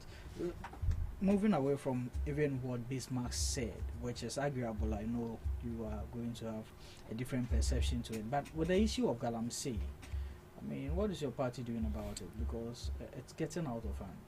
Thank you very much. Before I go to that, I want to greet my party leadership from the chairman to the branch level.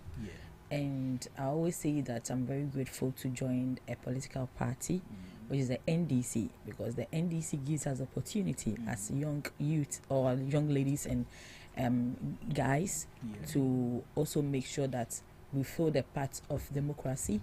And also I want to say I want to recommend my very own uncle, the MCE of Gan West. He is a DN of the MCEs of Greater Accra, John Desponi Sowa.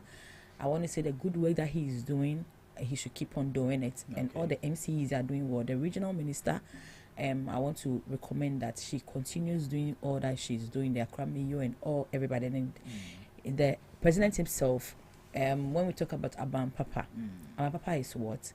We feeling the government within our spaces. And I always say that if my roads, if the dollar rate, if I wake up in the morning and I buy something, which we all do day in, day out, whether you get appointments or not, I always tell my people that even though if I don't get appointment and I wake up in the morning and I see that buying porridge is less expensive, buying toothpaste is less expensive, buying food is less expensive, and even though the rate at which the currency level runs, if you are doing business, you get to know. And today we have a government that students are happy, students are getting the first year students are getting free school fees paid to them. You get nurses that also complain all the time being taken care of. You get the youth being also gingered by the government. You get some of the chiefs also being appointed into governance. You get youths being added into governance as well. You get a lot of people that this government is not about appointing only the NDC people and also appointing old people that we think that all the time old people are supposed to be there for the youth has to be supposed to wait and be knocking on the doors. I always say NDC gives opportunity for youth because I always put myself an example because you be at a branch level and this will give the opportunity. Oh lady, you are doing well. You'll be there, someone will just call you, come and go and do this. If you are able to do it, to give you the opportunity and the platform. This is NDC from beginning. This is who we are. So seeing John Dramani Mahama, His Excellency, giving opportunities for people, the appointment level, you can see the media it's even part of governance right now. Because we all know that at first, the media sets and the government does things and they come to report whether they like it or not, what they want to say. But today, His Excellency has made the point that you and media, you're also part of us. And when we come to your elections, you beat us and all that. Oh, that's just by the way. It's just a route that happened, and it's something that we all will not like it to become. And I think, and even seeing some of the videos, the tear gas that happened, the pepper spray that entered into the ladies' eyes, is caused by the person who was, I'm sorry to say, attacked, right? So the NDCC people didn't beat the media. And also we heard that the police personnel also associated the media. So I have never seen it. Within that, I never saw an NDC personnel beating a media personnel. So let's make that fact right. So going further, as I was saying, today the government has appointed a lot of media and actors and a lot of people into governance, because governance is all about we. You see, so him bringing on board, look at Nana Yajantua, even bringing her from her political party to Flagstaff, being a presidential staffer, and a whole lot of people on board, meaning that the government is really ready to make everybody, because you cannot blame only him. It doesn't go on well, because you get the chiefs involved, you get the media there, you get the actors there, you get a lot of people who we know in the space that we know popularly, they are also part of governance as we talk right now. So Abapapa, if my brother does not know what Abapapa is, I'm explaining Abapapa to him, because he himself, this is a real evidence I'm giving to him. I'm not just telling him, he knows. You understand? Today, social media and internet has become something that, as we are sitting here, we are using the media. We are using the internet and the technology right now. So I'm not supposed to tell you a lot of things, because you are supposed to know. You see? So today, as the Abapapa, as he doesn't know, today Abapapa is giving us a lot of things that, yes, it is too early to be praising a lot, but I think it's a right step. And we need to encourage that. Even though you are an MPP member and you think you are supposed to say no. When it's going well, you're supposed to, because you are a Ghanaian. At the end of the day, the dollar rate, which is right now down, it affects all of us. You have a family that also depends. You feed every day when you wake up. Your old government does not give you anything when you wake up early in the morning. Even though when you're in office, they don't feed you. You feed yourself. You are part of the governance. So you make sure that when you talk in the right way. Going further into the Galamsey steps, Galamsey issues. And can you do a minute of that for me? Okay, thank you. So you know that that is why the gold bond was passed. The gold bond? The gold bond, which is Samijan fees, yes, was passed. And you know that this Galamsey, you cannot just wake up in a day and tell people that stop working, do this. We have people that will go back to do it. We have people that will steal their cells. You cannot put people 24 hours to be. Ghana is big, you see. You cannot put people to be sleeping there, to be watching. They can do it, but they are human beings. So you have to put measures in place, make sure that when they go there, how are they going to work out on it? Yes, right now they have some certain zones that people don't enter. As you can see, they are still working on it. Right now, the government has made a lot of things that, fine, before the licenses that you have, you make sure the licenses that you have, we take it. Or people that don't have licenses, they make sure that they go through it and make sure that they go through with you in a procedure that you go according to how you are supposed. Don't forget that we still need a goal to run the country. Today we see the dollar rate being this way because the gold bond is working well with the finance ministry. So should we just say that because we are gaining some profits from the gold board and finance ministry through the purchasing of gold and the sales of gold, it should come at the cost of our human lives? Because Anna, just as you just mentioned, we need time to do this. But you know why the public is holding your party responsible now and accountable? Because in opposition, the things that you said, there were times that you even said if the president then was willing, within a week or two, Galamsey will end, it will shut down in Ghana. You said that when you come to office, some of the things that you are going to do to curb galamsey is to revoke the LI 2426. The LI is still in existence. So if you say all these things and we are yet to see any of this it being implemented, it bears the question that are you really willing as a party to fight this galamsey menace that you campaign heavily with to come to power? Why not? Because we all know as of now, before we don't have the tracking system of all these excavators. We all know that.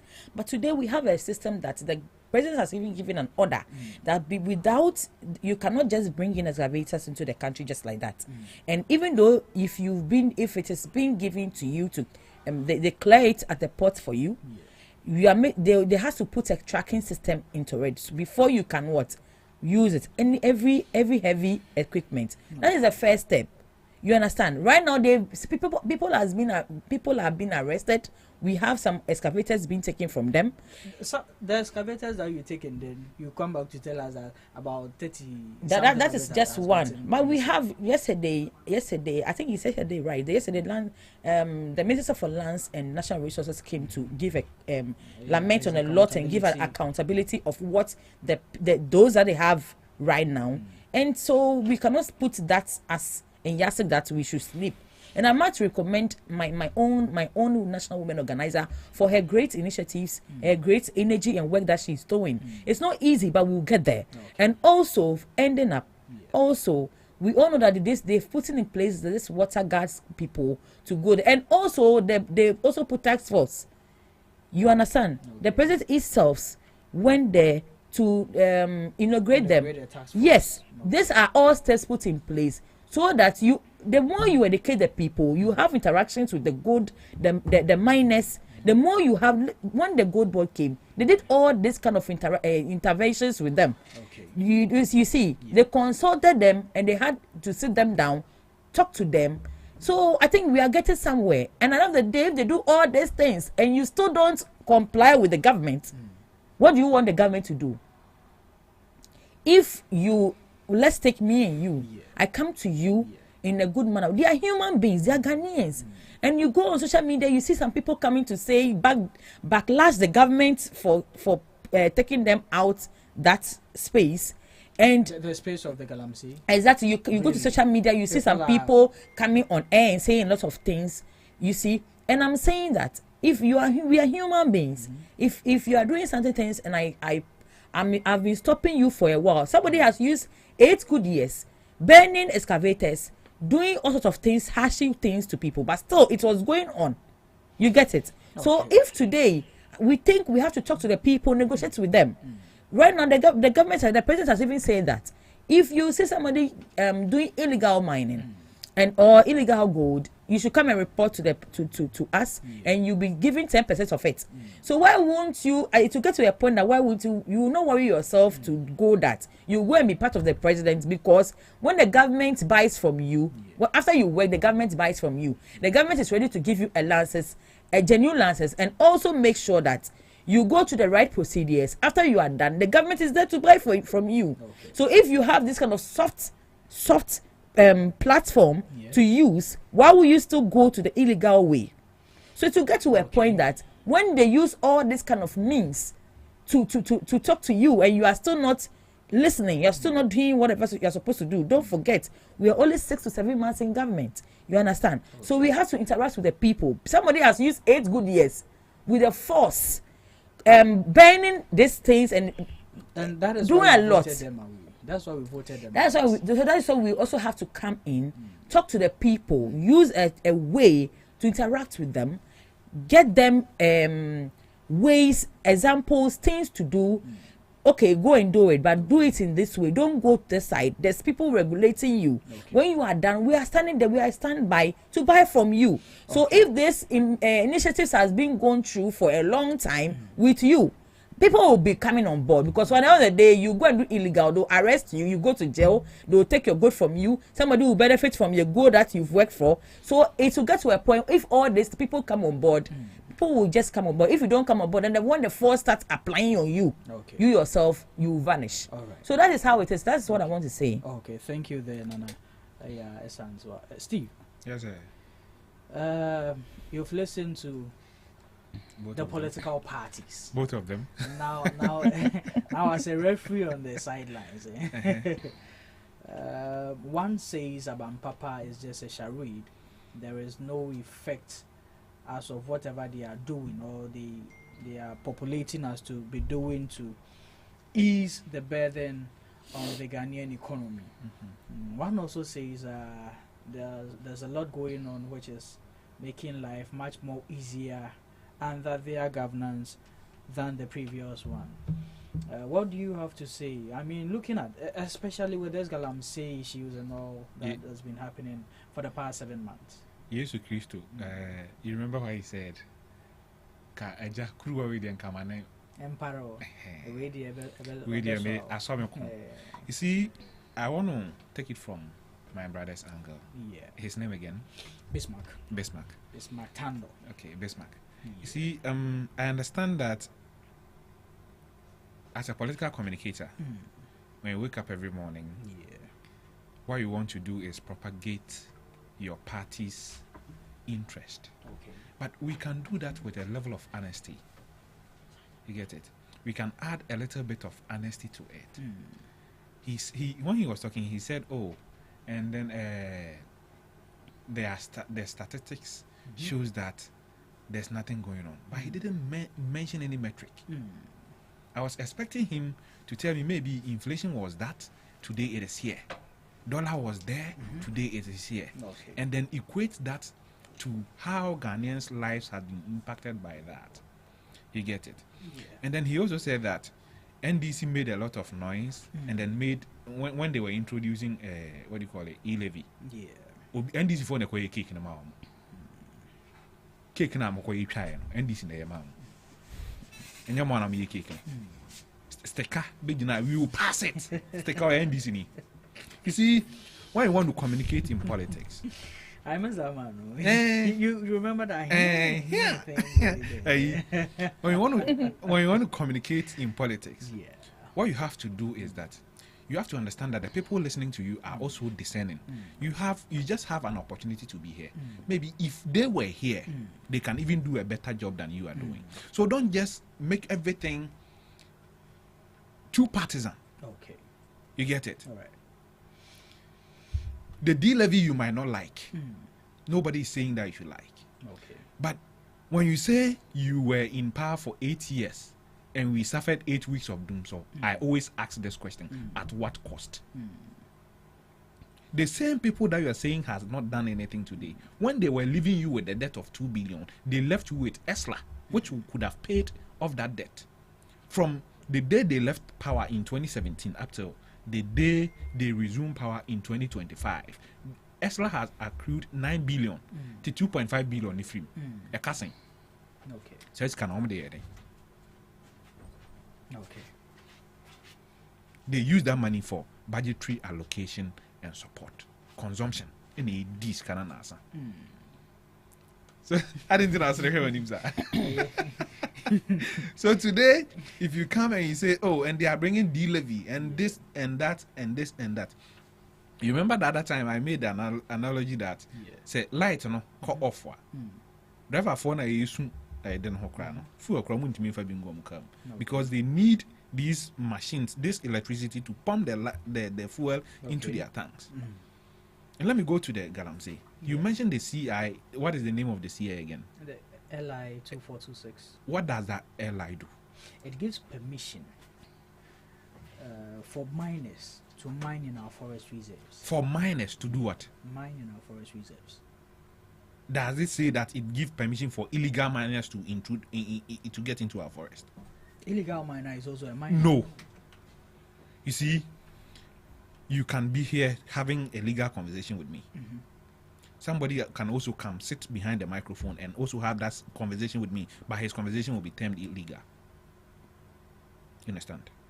The law gives permission for legal mining. Let's get that clear. Okay.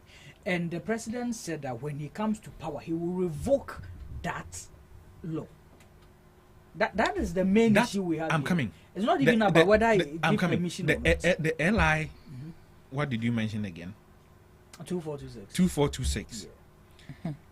It is a section that allows people, mining companies, to have access to our forest reserves and mine. Do you know how long we've been mining in our forest reserve?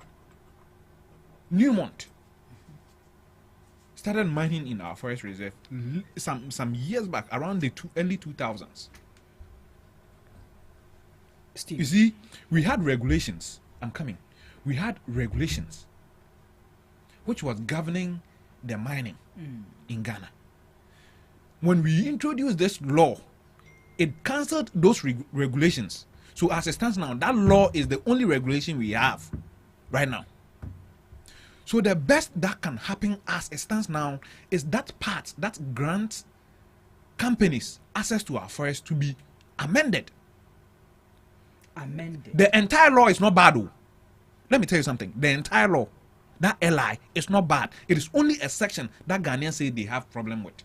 Section apart from Steve, allowing people to go into the. I'm coming. Let's break it down. So the entire law is not bad. Of course. But in opposition, the president felt that it needed a revoking, and not an amendment.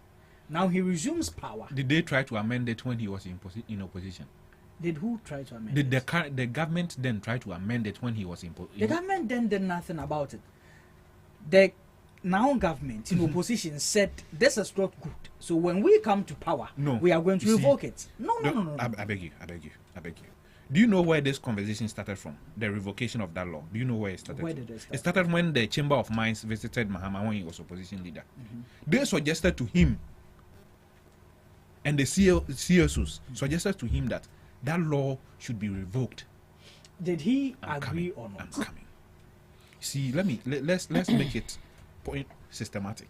You see, when I tell you that when I come to the studio, I'll clear everything here. Then I end up coming here and then realizing that, if I take off everything, we might go off air. So let me start by taking it bit by bit.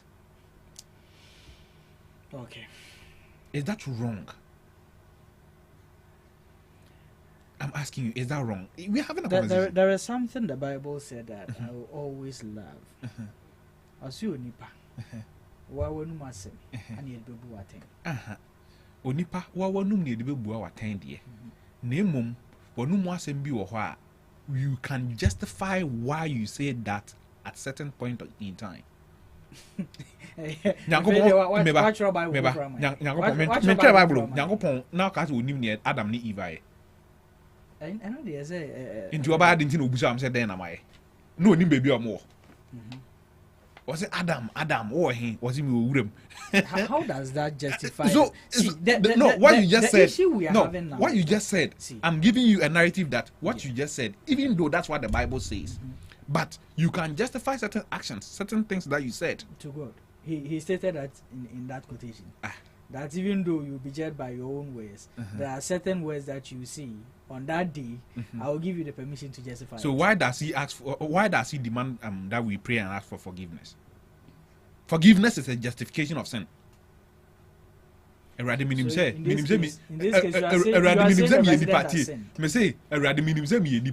case, you are saying is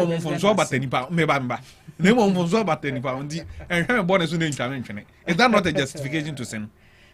Okay. And even though if he has to do, he has to look into it before he does it. You see, now the media and like the opposition is giving pressure to the government to achieve something they couldn't do in 8 years. 8 good years, you couldn't fight Galamsey. You see, I sat here the other time and told you that in 2022, the military attachment to forest zones was revoked. That allowed people to enter our forest and mine anyhow. When NDC came to power, I don't speak for the NDC, but when they came to power, they told us that 9 of our forest reserves had been taken over by Galamseyers. Later, in their subsequent press conferences, they told us 7 of them had been retrieved, cleared of Galamseyers. Okay. Is that not progress? Okay, and just this Monday, 4 virgin reserves have been claimed again. So where's the progress? You see, are we going? I'm coming. We are coming. You see, the fact that You say, Ann Roberts, ya cheche Ann Robert for interest will be more chrono be more. What you say? I tell you, a chain no didn't go to no be more chrono be. Okay. The fight must continue. The fight doesn't stop. And when I am coming, you a lot of people think that because I buy a car, say, Galamsey fight, when you come, you stop it until it should stop. It doesn't stop. You can't just end something. People will always find means to go back to what you are telling them not to do. Okay. Usana a car, say, man, fagger, or get it, one sign fagger for. Or break you heart, and on far for. So far for. Boss.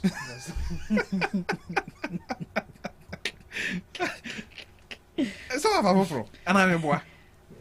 Let's talk about that. We example. Example, I mean, so far for. So that's how it is. If they stop Galamsey from an area today, it is likely that those people will jump into a new area.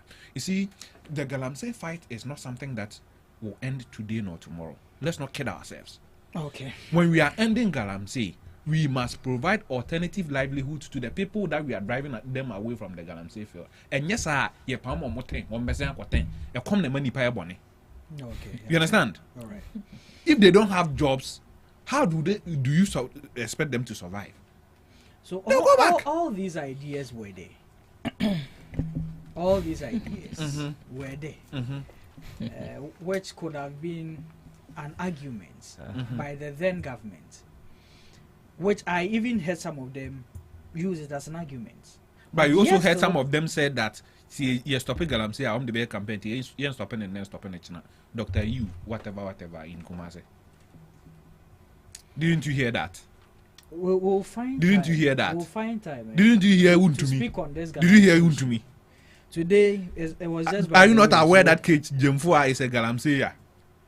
Oh, are you not aware? If we should mention names of people who are Galamsey, of course, it will hit back at both parties. You see. So for that one, that is why I'm telling you that.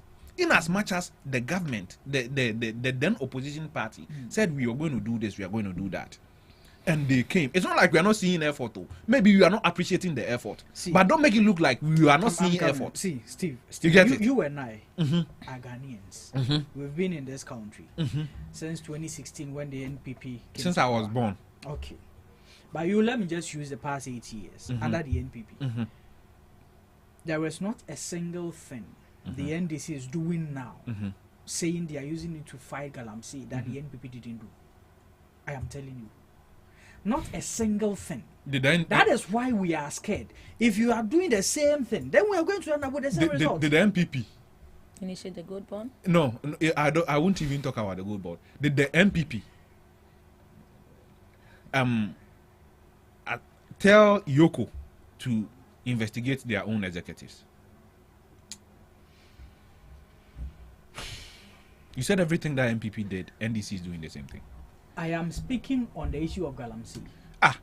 Now, Yamine, Abangas, and I don't know. There's an accusation out there that they are doing Galamsey. So the Attorney General has written to Yoko to investigate them. There were allegations that Untumi was doing Galamsey. What did Nana Akufo-Addo say? As I mentioned earlier, we will find time to discuss this Galamsey. What did Nana Akufo-Addo said? As we are speaking, Akwanta miner is not engaged in illegal mining. Okay. And see what Ghana has. Says here. Say yeah, the past government may justify previous wrongs. Moving on, we will see how we will come about with these conversations. But then, moving on, let's get into the main topics for today. Another prosecute of banking sector cleanup trial in matters arising. Now, in 2018, when the NPP came to power, they raised some issues in the banking sector, which by those issues led to the collapse of some banks and some allegations made, prosecutions began. Some people were standing trial and all since 2020. And so we were looking forward to 2018. to a court's pronouncement on these issues. And just some few hours ago, about 72 hours ago, we get a statement from the Attorney General's office. Yep. That he is discontinuing this particular issue, and for that reason, 60% recovery agreement has been made with the accused person. So it is in the right course for us to let go of the issue. And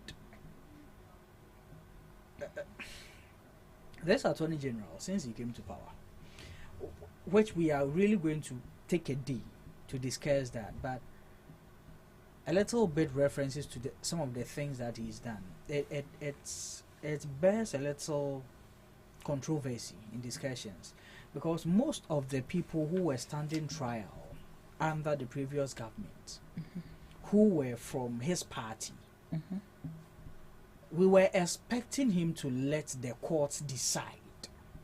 But it seems each and every time he just steps in, we are discontinuing this issue. Is this going to set a good precedent for us and our judicial system? And secondly, with this particular banking sector issue, there were issues of money laundering, even theft was mentioned, misappropriation of funds and all that. Yeah. So if we are basing that on a 60% recovery, what happens to the 40%? These people, what are we just letting them go because they've agreed to settle a 60% recovery to the state? And Nana, I'll take you first. Okay, thank you very much. And I must say that we still want to say big thank you to the listeners, and we pray that they bring in their comments. Sure. And I would like to say that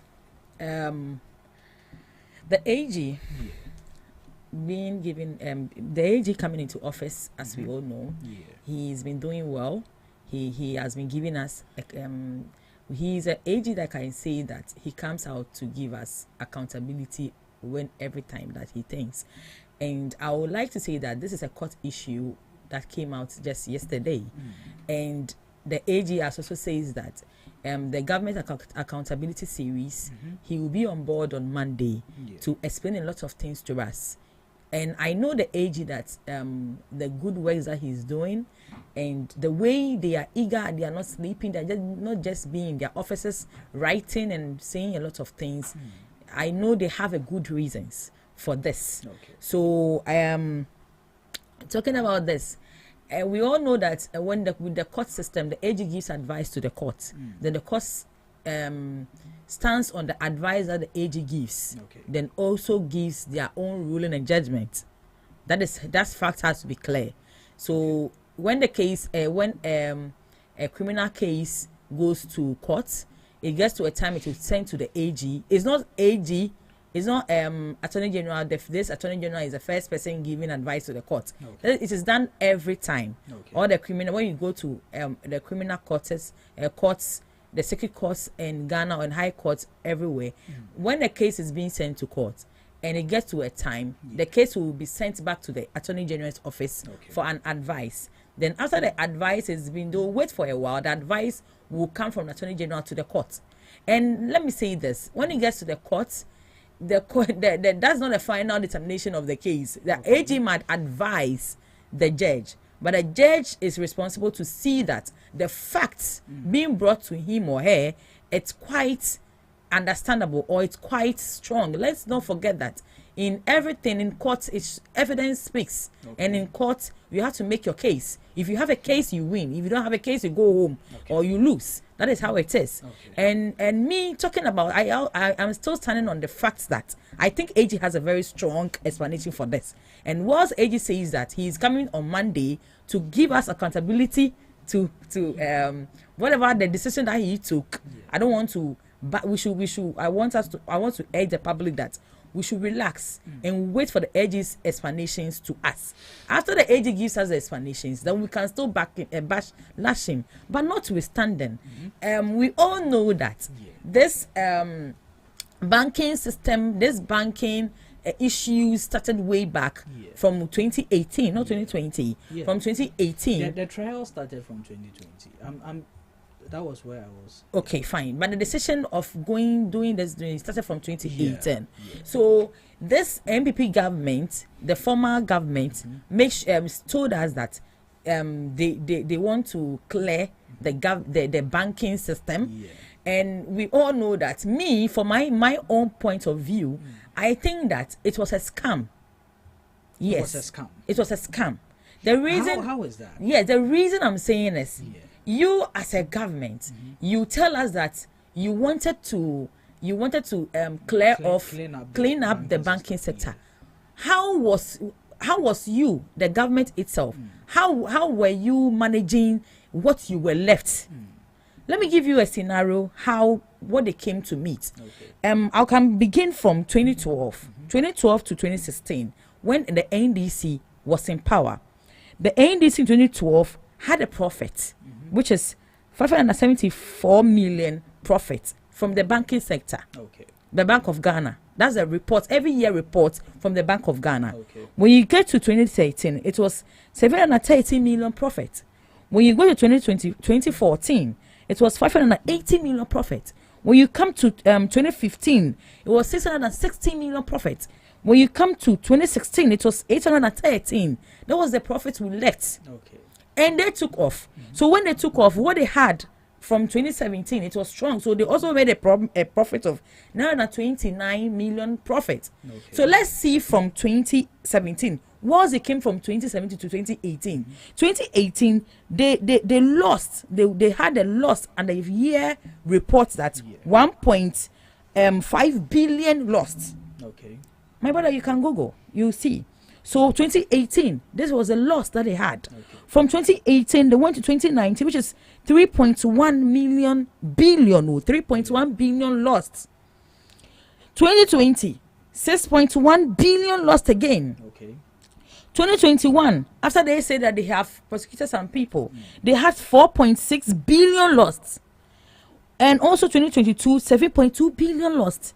Then 2023, they were bankrupt.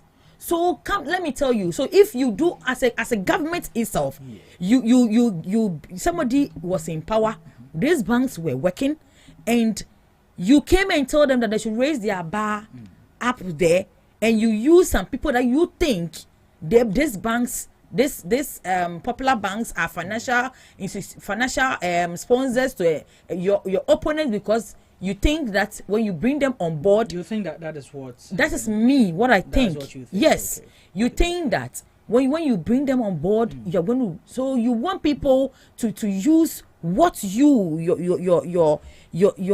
what's the word? Like, you want people to put your blames on.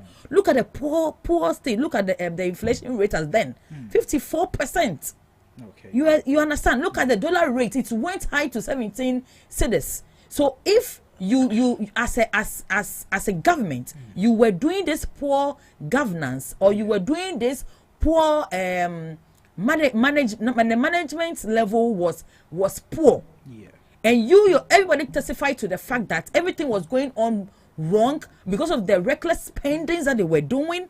Because if as a state we can go down to be bankruptcy, and also that our currency was like something not to talk about, and you bring people on board and tell me that you are holding them, and they also told you that they are not at fault. Fine, the Attorney General may come to the point that fine, maybe there may be a lot of reasons. So everybody has opportunity. Even though if you are an accused person, you have the opportunity. You understand? We should stop in the manner of that somebody is being arrested, then the person it's that is all. We condemn the person. There might be reasons. Yes, they might be sent to court. That doesn't mean that everything that they put on them was right. So as I'm saying, I've given you the record from 2012 to 2023.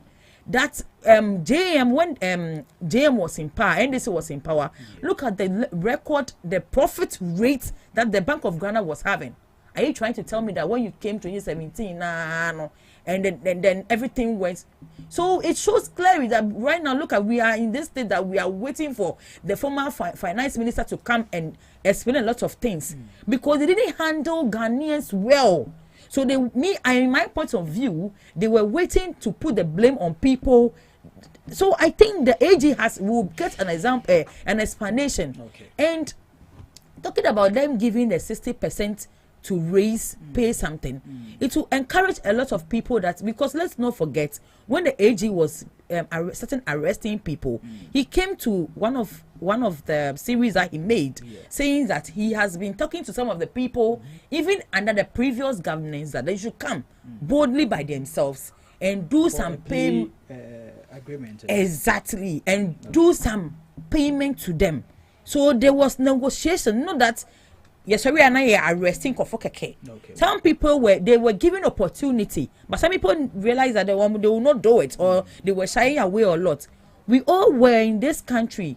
If you go, you get to see that they made a point that they told us, even the special prosecutor also told us that they are negotiating with some people, that the people are make sure that they've also agreed to pay backdoors, pay their finances.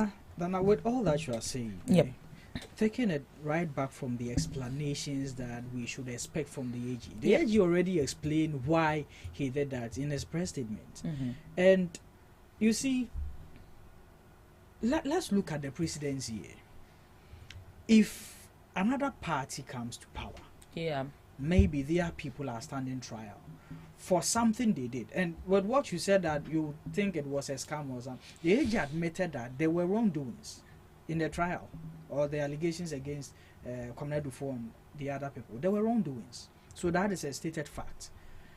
Now, if there were wrongdoings and we are saying, okay, because we've agreed for them to pay 60%, then we should let go. Let's look at the precedents. Another party comes to power. Their people are standing trial. For instance, let's say Chairman Wuntumi's issue that we are all waiting for Yoko to come out with something. If the issue should drag on, and then his party comes to power, and they also say, oh, Wuntumi has agreed to pay 30%, so we are letting him go. Look at the precedents we just set. So now everyone will be encouraged to, oh, let me just pick something from government. When they catch me, I'll go into agreement. I'll pay a little bit of it, and then I'm let go. This is the precedents, and this is why it is worrying. Or you don't think? I disagree. I really disagree. I really disagree because we all know that the court is there for us. If I've done something bad, even though me the woka crampo, when you take me to court, yes, I'm owing you, but I have the opportunity to also negotiate, right? So what I'm saying, my fact that what I'm still driving at is. There may be negotiations. There may be a lot of talks. Because look at the time that they were dragged from to this year. You think they just wake up and just came to the conclusion of that? There has been a lot of back and forth on this. They have also filed certain things from their side, that their defenses. They've brought a lot. I've been to court. I've been privileged to have a lot of things, like people owe a lot of people. You can see bank issues at court, and you can go back and forth on it. And I'm sure that there may be properly a defense to it. That is what I'm saying. So like for example, as you are saying Wuntumi's case right now, if Wuntumi was also negotiating that even when he was giving the bill, instead of them to go to court to variate, we know there's application for variation at court. Once if you think that it is too high, you can go and ask for reduction. These are all some of the things. So if he's being sent to court still and he's being charged, still he is going to negotiate. We have this is democracy, for God's sake. Despite they are from a republic versus Commando 4 versus others. They still have the opportunity to also talk to the court. That is, the court is for us. It doesn't mean that even somebody kills somebody, you go to the court, you'll be given a fair trial to understand the reasons as to why you did this, and there's a lot of things. Even though your time is up for submission, but you know what we are failing to understand here is that the court didn't give the how should I the judgments? Let me put it that way. The Attorney General. Listen, don't forget that the case is at court, and the Attorney General will send his recommendations to the court. Okay, fair. Oh, didn't they send it to the court? You can help us. They didn't state that. They said this is coming from the Attorney General's office. Yes, so but it will be sent to the courts. Then why didn't the court pronounce this judgment? But the Attorney General had to come out with a statement to the public. Are you sure the court is not aware of it? Oh, the court will definitely be aware. That is it. But what we are saying is this: the court didn't decide in this factor. The Attorney General decided. And I'm telling you, every criminal cases, the Attorney General determines. They will send the docket to the attorney because it is Republic versus the state versus these people. So the Attorney General has its own advice to give. That is the procedures. And for me to end, their government, when they were saying they were clearing the banking system, they used 25 billion Ghana cedis to clear it. Most analysts told us that they could even use 9 billion to do it. So that is why I'm telling you that these people, they had a mindset before doing this thing. They wanted people to take their blames for this kind of bankruptcy. I've given you the records already. All right. So thank you. Thank you very much, Nana. Bismarck. As we are discussing here, in 2018, your banking sector cleanup exercise, which we all know by analysis that your party could have just used 9 billion to actually sustain these banks, but you used about 26 billion. 25. Okay, 25 billion to collapse this bank. Both of you are wrong. Okay, so whatever it is, they use much more than. Now it is 30 billion. Okay, so you used about 30 billion to collapse these banks, which you could have used 9 billion to sustain it. And fast forward, these people were standing trial. The NDC comes to power. They say, they've agreed to pay about 60%, so we should let them off the hook and wait for them to pay the 60%. What do you make of this? Do you think this is in the right? Because looking at the argument here is that it is better. We heard Mr. Martin Kwebu say that half a loaf is better than none. So the state is saying it is better to get some than getting none. So instead of sending them to jail or prosecuting them to whatever judgment the court decides, let's just cut it off here and see if we can get some of the money back to the state. Is this in the right direction for you? Okay. Thank you very much for the opportunity given. Sure.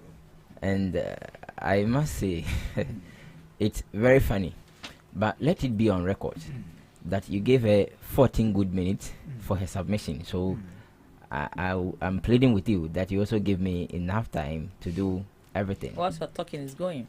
It doesn't matter. You know something? But before I go to the main submission or the question you've asked me, I would like to, say something little about the issue of Galamsey. Like, let me clarify something before I move on. In fact, the members of the NDC should bow down in shame. Okay. I'm just surprised about how they are sounding too paradoxical today. They are contradicting themselves. I don't know why.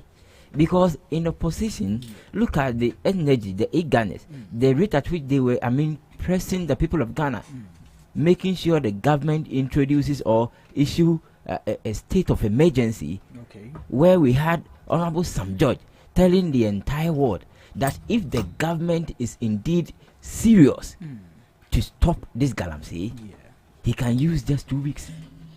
So why do you have to? I am there with a lady, giving her maybe 20 cedis every day. You come to tell us, oh, I can give you 50 cedis every day. You come and then you are giving 10 cedis.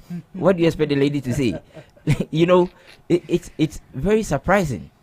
Because I don't understand why. You have come to power. Now, do you know that people are complaining the Galamsey has even increased more than the rate at which it was? When the NPP was in power, they had to do their press conferences around where we had, rivers. Honorable Sami Jemfi and co. Now, when they came to power, they are not doing anything. You get it? It is quite surprising. The Galamsey issue, during the time of the NPP, we had issues concerning excavators. Do you know what they said? They said excavators are not birds to fly. When they came, after seizing 50 excavators, 40 excavators, sorry, just a day, it was left with 7. And let me state it emphatically. I am coming from a Galamsey area. Yes, I am coming from a Galamsey area. It can never happen on any day. Okay, that a high-profile person like Honorable Hanabisi will seize excavator from what do you call it, a Galamsey operator, and then they will come to smuggle to take the excavators back. Are they toughest? Do you know something? They paid. I am alleging they paid not less than 100,000 before taking the excavators. If you go to Samara Boy, they will tell you the people over there were even complaining. Wow! Every single person whose excavator was seized. Okay. Wow. They paid monies to get them back. Not less than 100,000 before the excavators were given back. Is it alleged? It is alleged. It is alleged. That is what the people over there. Yes. Ask him to who they that is what the people at Samara Boy are saying. Hello. Let's make a point clear. You people are no. Anabisiu is not in the studio right now. Look ahead. And the allegation that he is making is baseless. Look ahead. We are still on. Unless he makes a point clear before we can continue. I don't want him to continue. He should retract that. Just a second. He should retract that. If you say, you should ask him to who he's alleging. We were still on it. Ask him to who. Who did he said it's a lot, like almost 5 minutes before you came in. He was saying repeatedly. He hasn't even spoken for 5 minutes, and you're saying no. He's alleging. So Hanabisu is not here. You remember I just asked him that is it allegedly or is factual? We all want the end of Galamsey. Then you came in. I'm coming. We all want the end of Galamsey. Are you taking my time for him? No, don't worry. I'm quite surprised. And I'll reimburse it. Don't worry at all. So if he's making allegations that certain amount was paid, he should tell us to who he thinks or he's alleging received this money. Okay, that's fair. Thank you. So as I was saying, is this factual or this is an alleged perception? You know, have you seen how intolerant they are? When she was talking, okay, I was here for 14 good minutes. No, because I was stating the facts. She can't. This is how we've known the NDC members to be. Yeah, this is how we've known the NDC members to be. You get it? This is how we have always known the NDC members to be. Oh, I was here without interjecting when she was talking. We are known to be. We are known to speak the truth. Just within. We are known to speak the truth. 2 minutes of me talking. We are known to speak the truth. She can compromise. Do you get it? No. Now, because you started your shenanigans. We are known. Can you please give me the opportunity to speak? Can you please give me the chance? You get it? When they were in position, they said a whole lot of stuff, like gaslighting the young people in our country, making the NPP look unpopular in the eyes of Ghanaians. Sure. Okay, when you came to power, it is almost 6 months, getting to 7 months. You've done nothing about Galamsey. It is even worse than how it was during the time of the NPP. Okay, and I am saying that it is alleged once again. I am not saying it is factual. I have not given you any evidence. It is alleged. Sure. The people of Samra Boy made a complaint that they paid not less than 100,000 for every single excavator that was seized. Wow. You understand? So the 7 that was left was allegedly not being paid for. That is why it was. Yes. Just because the people who couldn't get the money to afford the excavator, the 7 people, it was there. But for the other 37, they came for the excavators after paying the money. Who were these monies paid to? Because the person who seized the money was according to woman organizer for the NDC. She was the person who seized the excavators, right? According to the she was the person who seized it. Yes. So if she came back, she said she went for a low bed to come and carry them. Then when she came back, the excavators were left with 7. So who did the transaction? Without on the blind side of my boss, Madam Hanabisi. This is honestly a fallacy. Let me tell you, if I leave my phone here with you right now, that I'm going outside, I'll come back and take it later. If I come and then you tell me the phone has been taken away, what do you think I will do? If I am being serious, even if I am not going to do anything, hold you responsible. I have to question you to know how true What did they do? Nothing. You can't tell me you left the excavators for, I mean, the police officer, and then when you were back, the excavators were not there. What did you do to him? Exactly. Nothing. Sure. So that means that what they are saying, there is some kind of, I mean, criminal act in it. You get it? Sure. So we have to be serious. And then this is not something new. Sure. We all know how the NDC, they are.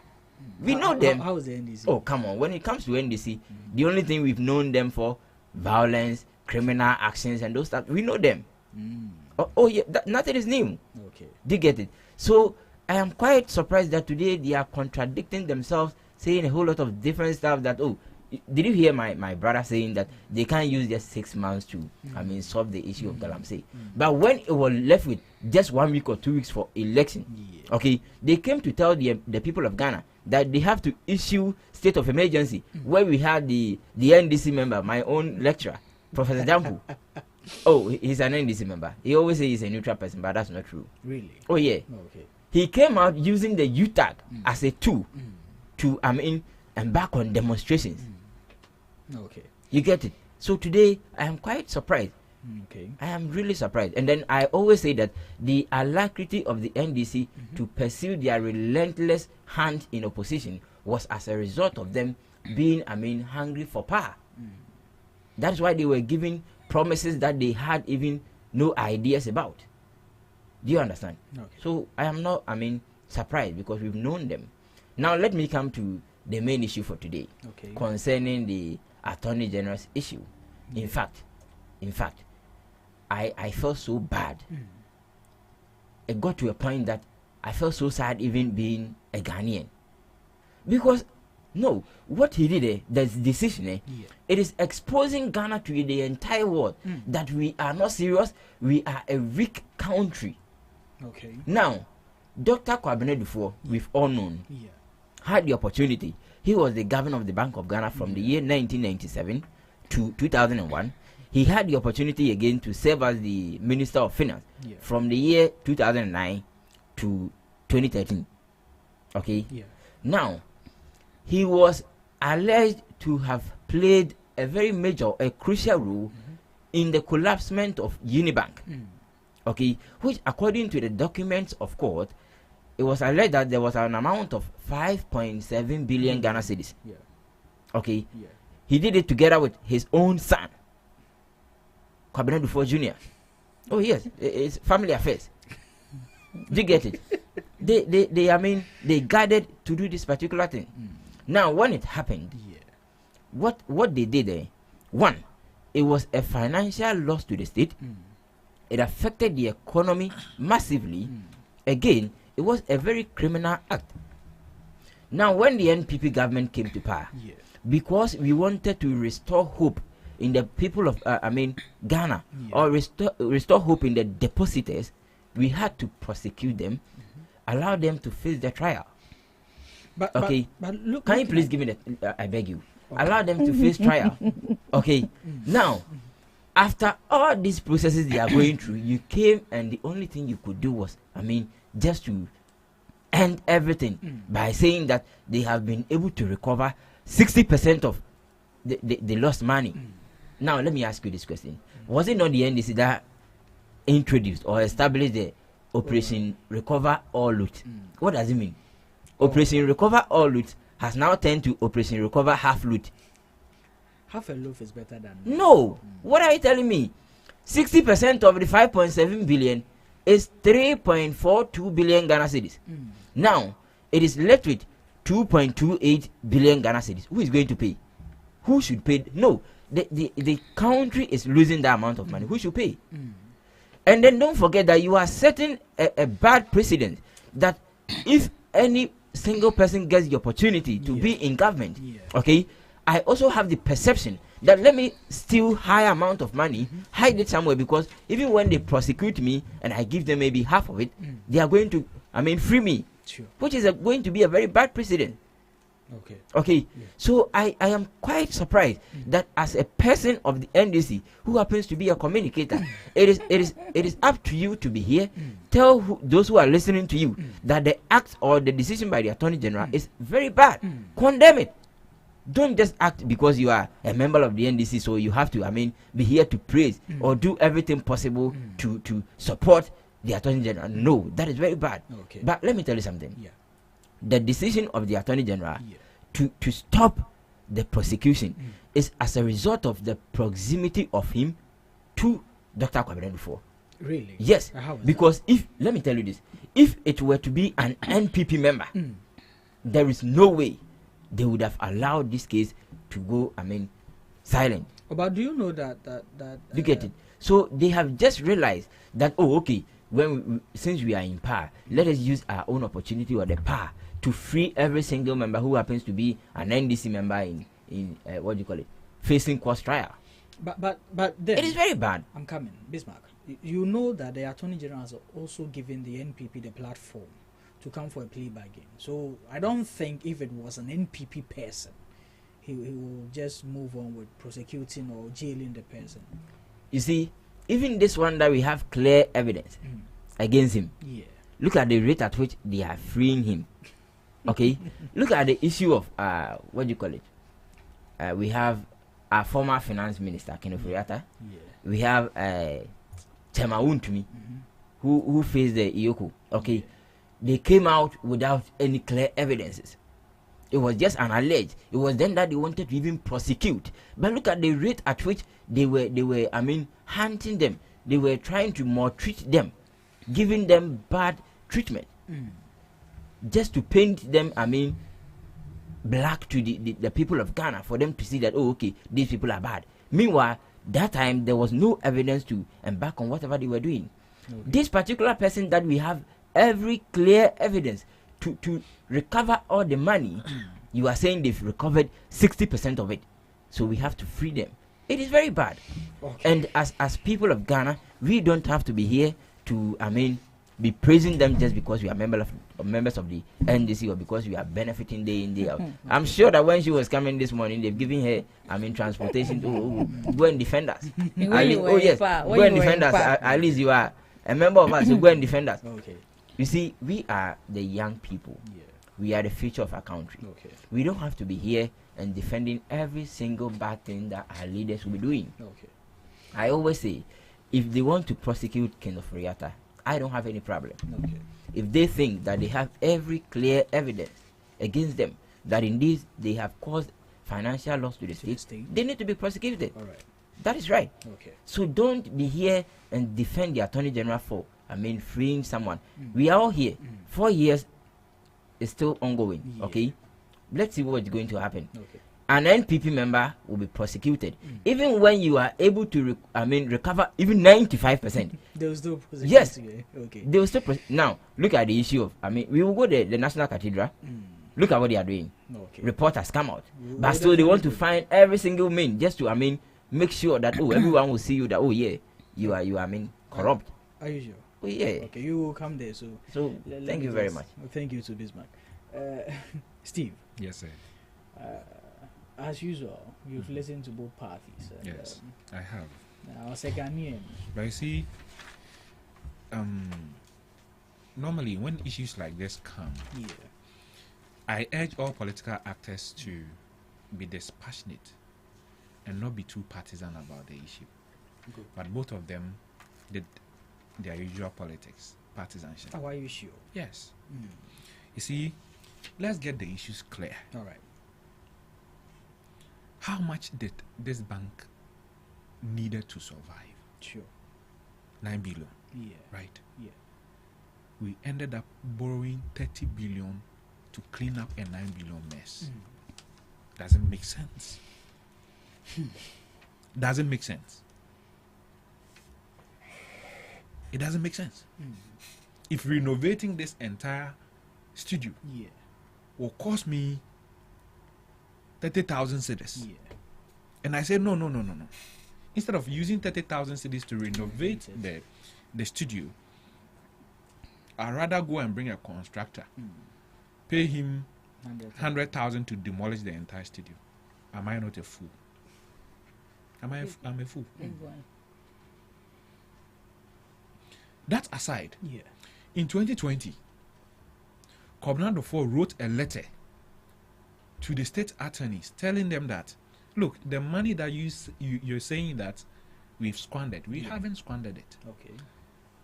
It was a loan that we the directors of the banks took, which amounts to 5.3 billion cedis. It went into real estate. You get it? And instead of the then government going after those assets, you get it? They were interested in putting people in jail. Or minor about banking sector cleanup. Mobile idea edisika beba media you're not interested in recouping that money. You are interested in jailing. How do you reason as a human being? What the meka? Na me bedan okana wasi oh skano mani manum me de akoto force gu ha meton. Me hwe na me ndimi ntwan ma won ton force na. Enye force na mbesesa na me amekoton temeka. Me do ko police station na ye de obetum and have force no ye part of evidence. The force will be locked up at the court for years. For ye che comnado for ye started say prosecute how many years ni? Has anybody sat down to calculate the cost of prosecution in this country? Cost of prosecuting a one person. And mind you, what do I say? It can even be say after all this thing, you be can't be oh yeah nye baby ebe chwatum nye baby ebe masam na the long haul nye wia ya GC court na GC kama. What if you be na or minor lose you come na do for win case no? E bi anti organ ha. Ato force na yes e be anything. Deep Sea proposed that they were going to refund the money na yes ato force and mafa na yes. What did Attorney General then do? He said mempe what happened? Yensan Keskano. After forcing ni Japa womundem and then yom nama bonteno. After forcing is now the finance minister. Japa is now persecuting MPP. Maybe I be Japani. Sanka that time no nanka mo jis kana ma yenya. Komo ko baby and saken sika. You see, prosecution is to recover and reform. You have to prioritize what you want. And in this scenario, the Attorney General is prioritizing recovery of the money. And I agree that 60% is not enough. Not at all. Not at all. You get it? I agree that they could have negotiated better. You get it? If you sit here and you tell me that, let's go back to the drawing table and negotiate better and get more than 60%, I'll agree with you. But if you sit here and you make it look like, oh, everything that the Attorney General has done is bad and should have taken them to jail and all that, you don't cut twins. But Steve, are you okay with the precedents this court set? That if this precedent didn't start today. Oh, so I'm coming. Plea bargaining. It's part of our legal jurisprudence. I'm not sure he's a neutral person. My neutrality doesn't matter. I'm being objective. You get it? I can't be neutral. In issues, I cannot be neutral. Okay. You have to be objective. Okay. You get it? All right. I can't say Metihen or Mariatin and Zabo Wasuma. Now because I'm neutral. I've not been fair to you. I have to tell Omari or Marijai one. So in this case, neutrality doesn't matter. It is objectivity that I'm preaching. I'm not neutral. I've never said I'm neutral. Okay. I'll be objective regardless of who I think I support or who you think I support. Okay. So calm down. We have been in this country. Yeah.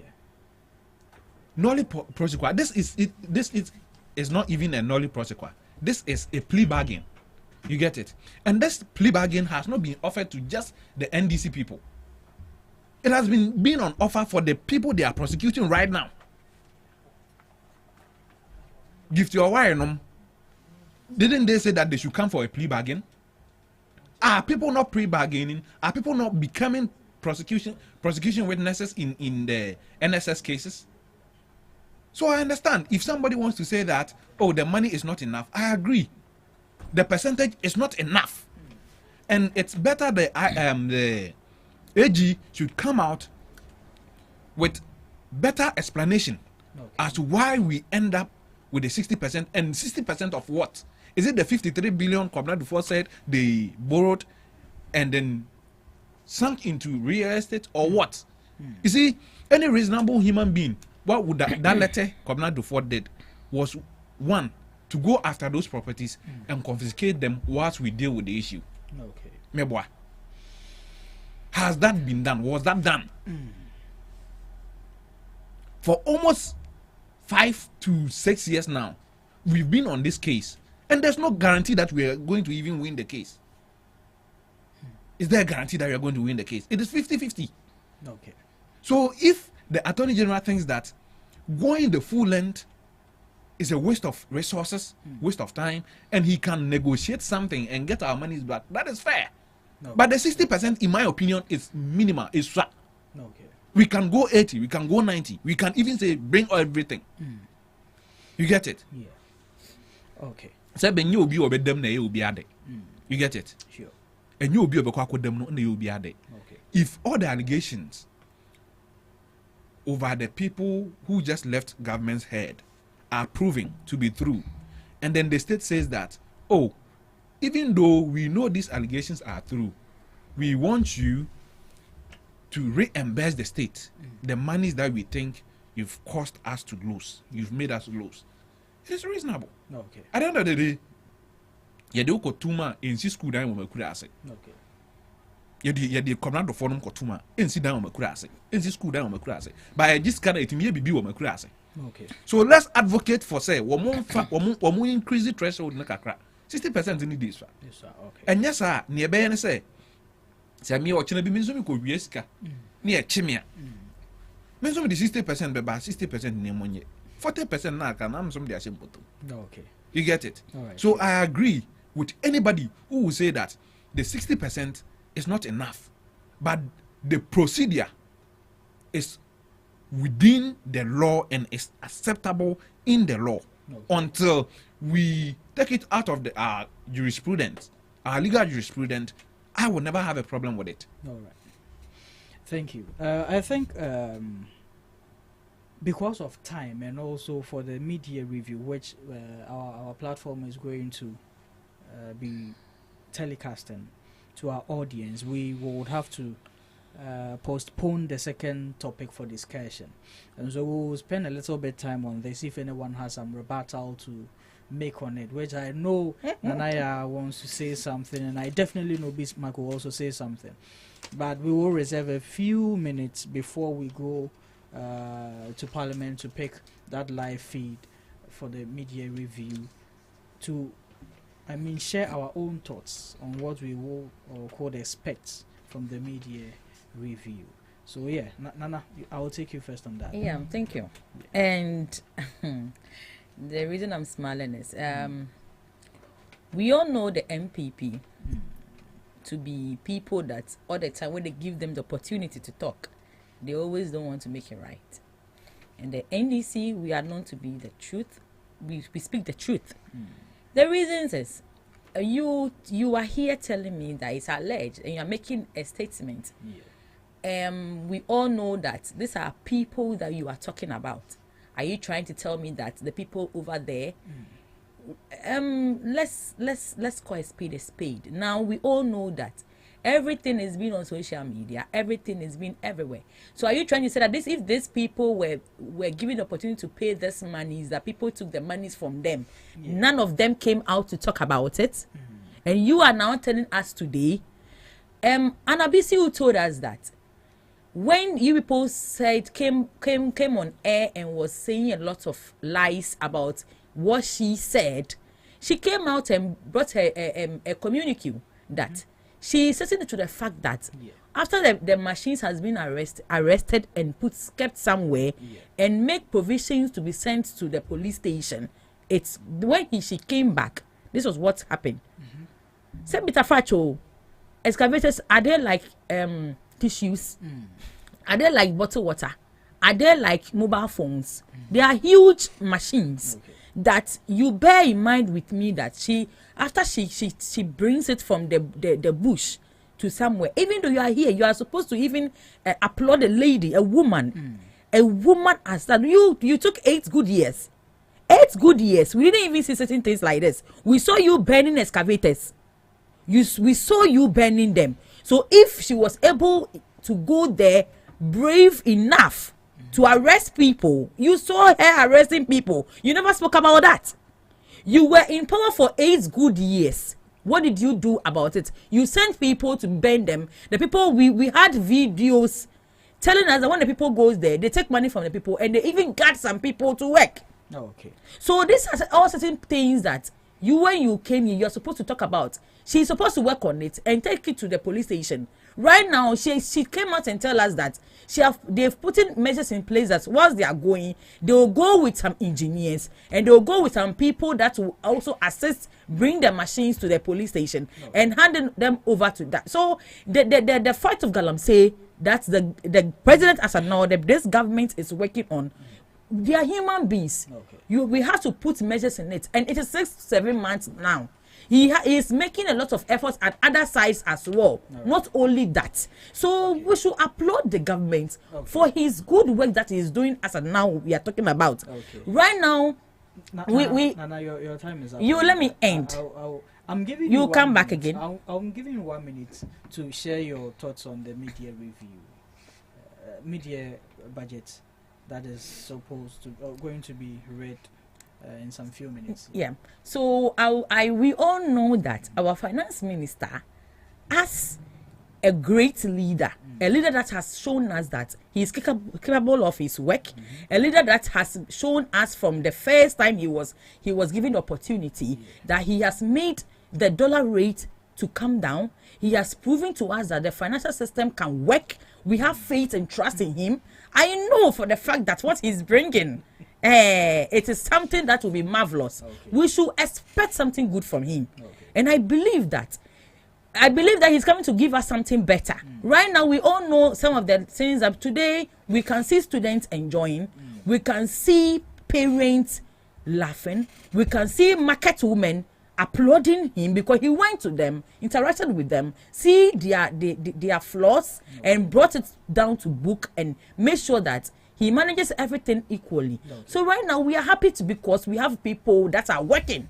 We have truthful people that are working. So we should expect better. And I would like to say thank you to everyone. I want to say thank you to my boss, Honorable Samachufos. I'm seeing you and all the people that I'm seeing them online. I thank my party leadership for giving us the opportunity. I pray that they shouldn't change anything. They should inspire us to come on well. Today, I applaud the president once again for giving opportunity for young leadership in power. Today, we can see that he has given opportunity to chiefs, media personalities, people that are teachers, a lot of people based on where he thinks you can work. Even he has given opportunity to people who are not even educated. You understand? So everybody is part of the government right now. So you cannot blame only the government. It's only one people that are making noise right now. It's good, yes. Right now, look at my papa. We pray that it continues. It is just early. It is early. So we pray that it continues to 4 good years. You can't tell me that. We pray that. So next time when he comes here, he should get his facts right and stop the fallacies. Right now, we have no time to be listening to alleged. You should give us points. Thank you, then, Nana. My boss. Yes, sir. My NDC friend here is not being on top of issues when she says that we should applaud it Hannah Bisiu for seizing 40 excavators from the Galamsey operators, just because she thinks that when the NPP was in power, we couldn't do that. She's not being on top of issues, or she's not being current, because the NPP seized not less than 500 excavators. Hey, and it got missing. No, I'm coming. Stop interjecting. We seized not less than 500 excavators, okay? Yeah. It was kept for quite a long time for their own. After seizing 40 excavators just a day, it got missing. So just imagine if they had seized maybe 1,000 excavators within just 2 days, we wouldn't have seen any of them. Okay. And what I am saying is that concerning the issue of Galamsey, the NDC should once again come out to apologize to the people of Ghana. The NDC should once again come out to tell the people of Ghana that we were just hungry for power. The money we looted during the time of His Excellency Mahama's previous administration was finished, and therefore we wanted another opportunity to come and loot again. That is why we were throwing dust in the eyes of people, lying to the ordinary people, telling them that you can solve the problem of Galamsey within just 2 weeks. When they came, it is more than 6 months now, and we are saying nothing.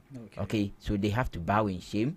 They have to, come out, apologize. And I think the people of Ghana, even though they have regretted massively voting for the people of NDC in the year 2024 general election, but then I want to assure them, 4 years might be long, but no matter what, as far as we were able to enjoy the 8 good years under the leadership of His Excellency Nana Addo Dankwa Akufo-Addo and Dr. Alhaji Mahmoud Bawumia, which even came to an end, it shows that their 4 years definitely will come to an end.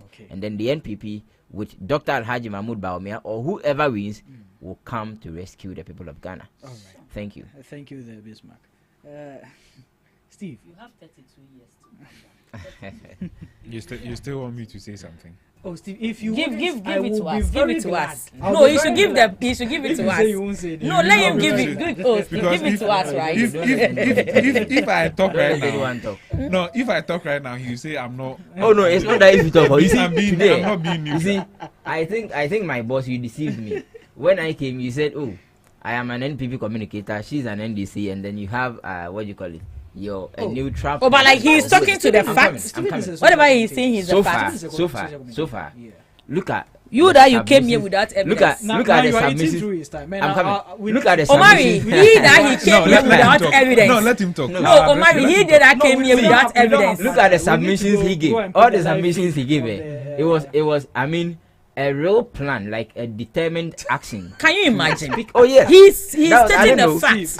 You spoke without facts. It goes for you. So no. If it goes for you, you might think it's a fact. That is it. My guy, you stated without facts. Everything their that microphones are off. Don't worry. All we have here is our credibility. You don't know me, I don't know you. The issues on board is what we are discussing. And you cannot tell me to give an opinion that will suit you. I'll give an opinion that I think is right. Okay. Whether you think it is biased, objective, skewed, or whatever. When you were talking, nobody said your opinion were biased or skewed. Okay. So don't use your political thinking to assume that when I come and sit here, because it will suit you. I don't do that. All right. I would say it as it is, to hell with you. I think that is quite a harsh statement to make, to say to hell with you. No, you see, one thing that I don't tolerate, One thing that I won't tolerate is somebody trying to impugn on my integrity. I've always been on this show. I don't think he did that in. That is exactly what he's doing. Because when I was talking, he said I don't think he's neutral. I never said I'm neutral. The first time I came here, I said that I vote. But no, he was hold on. I'm coming. I understand what you are saying. I vote, but to use, but I'll be fair. No, I'll be fair. That is harsh on my platform. I'll be fair. Kindly use. I'll be fair and firm on issues, whether it suits you or not. I don't care. Okay. Retract I don't care. Is that okay? Okay. I don't care whatever your opinion are. But the thing is that don't sit on air and feel that because you talk for a political party, whatever I say should suit you and your political agenda. I would never do that. Okay. If an NDC person comes here today and the issues I have to address should be against the NDC, I will address it. Okay. If you come here and you are being dishonest, I'll tell you are being dishonest. All right. Woman 30 billion.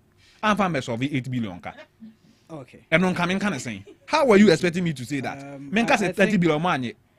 Is that what you were expecting me to say? So you feel that I'm neutral? Our time no, you don't get me. Which we will be rushing to Parliament right now to get a live feed from the Honorable Auto Force and the Finance Minister for the mid-year budget review. But before we go, I want to use this opportunity to wish a beautiful woman a happy birthday in the person of Mrs. Quinsta Sapon Kwakwa. It's a birthday today. She is a medical doctor in Koforidua and a very good friend of Mr. Dubik Stevens here. And Madam Quinsta, Mrs. Quinsta, we thank you. God bless you for all that. All that you do for especially patients at Koforidua Hospital. And Steven says he wants to wish you this happy birthday. He wants you to know how he wants you to know how dear and cherished you are to him as a friend. And so we wish you a beautiful birthday today. Enjoy your day. And but Stephen, you actually didn't say anything about the mid-year budget review. Oh, okay. I nearly forgot that. You see, I'm shocked. And even Bismarck didn't, or you don't trust in that. I did. For you, we know you. Because but please, let. If we leave now, I don't think any of us will have. You see, oh, really? If you look at the budget they read in March, and then you see the things that they said they were going to do in the budget, they've done a bit. Okay. I won't say they've done everything, but they've done a bit. You see, they said they were going to release the common fund to the district assemblies. They've done it. Sure. They said they were going to give them monies to build chip compounds. They've done it. They said they were going to recruit certain people into certain military, certain security services. They are on it. Okay. So we can only ask for more. Okay. You get it? I hope that the nurses, when they went on the strike, their demands, part of it, I don't expect them to. I think you had issues with most. Yeah, part of it but should be catered for. It has been met. I learned some I expect that some has been met. Part of it should be catered for in the mid-year review, and the things that they think can be accommodated into our physical space should be added. Okay. And I want to use this opportunity to apologize to my brother. Sure. I'm sorry I said to hell with you, but you still don't care. I still don't care. I still don't care. But the issue is that when I come here to sit here,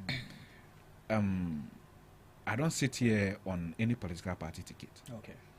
When the issue is black, I'll say it is black.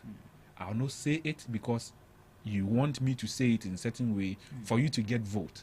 I won't say it in a certain way so you stay in power or leave power. Okay. I'll say it the way it is. Just like I cited the example of what do you call it? The cake. And you be na cake na mama. One I'm quite na mo cake. Sembe tana me cake no ho asam na me den. Me hwe so akasa. Thank you. Thank you. That's fine. Because I mean I understand the game of politics. So I've never. Do you know? I'm coming. Do you know that? Yeah. Businessmen, when they go to Bank of Ghana to get dollar to do their business, they are not getting. Do you know that? It is just there. No, we have it on paper that the dollar has come down to 10.3 something. Go there today. You want dollar to go and do your business, you won't get it. You know, you have to go to Abuchi. If you go there, they are selling for 13 cedis. You get it? So they always come out to with a whole lot of deceptives. And it doesn't help at all. Because as a businessman, right now, I'm telling you, if you like go there, you need dollar to even do whatever you want to do. You won't get it. You are not going to get any dollar to do anything. And then this is not what the people of Ghana are expecting. We are expecting them to say something about the LGBTQ that they criticize the NPP about. We are expecting them to say something about it. We are expecting them to employ people. The 24-hour economy that they came to tell the people of Ghana, of which they had no idea about. They didn't know how to explain it better. They told the people of Ghana it's going to be one job, 3 people, 3 shifts. But isn't that the case of... Have you read the report they brought? Have you read it? About the 24-hour economy. Have you read it? Which report? Have you not read it? Like when they launched the 24... There's been so many No, reports. they officially launched the 24-hour economy. Didn't you read the report that came out? Did it say anything... Anything about what? Did it say no, anything where is the job? Different anything? So that's the word. I'm coming. The job that they were preaching. Where is the job? I always tell people, I felt so bad when I heard prominent people in the NDC preaching 24-hour economy to be a policy that a whole government want to introduce. Do you know something?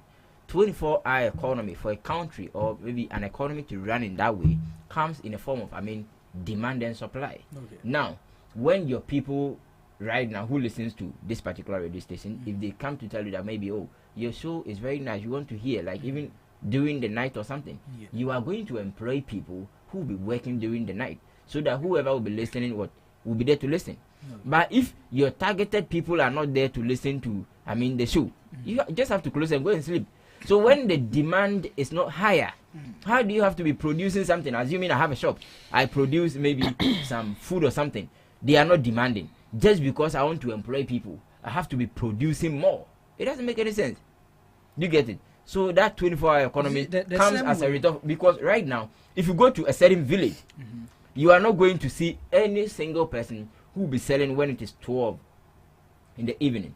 But if you come to Accra, automatically, no matter when you are hungry, anything you need, you get it. Just because the demand is what? Higher. Okay. So NDC has always known to be, just as I always say, the political party that deceives people. They lie always on their way to power, but that's what they've known there for. So Bismarck, this also actually kind of speaks something about the NPP also. It seems anytime something of visionary comes to play, your party seems to downplay it. Let's look at when Nkrumah decided to bring pipe to Ghana, and you remember that some even of the things that, Dam. So when the free SHS was coming, what did they say? When the free SHS was coming, what did they say? They launched 14 adverts against the free SHS. You don't want me to talk.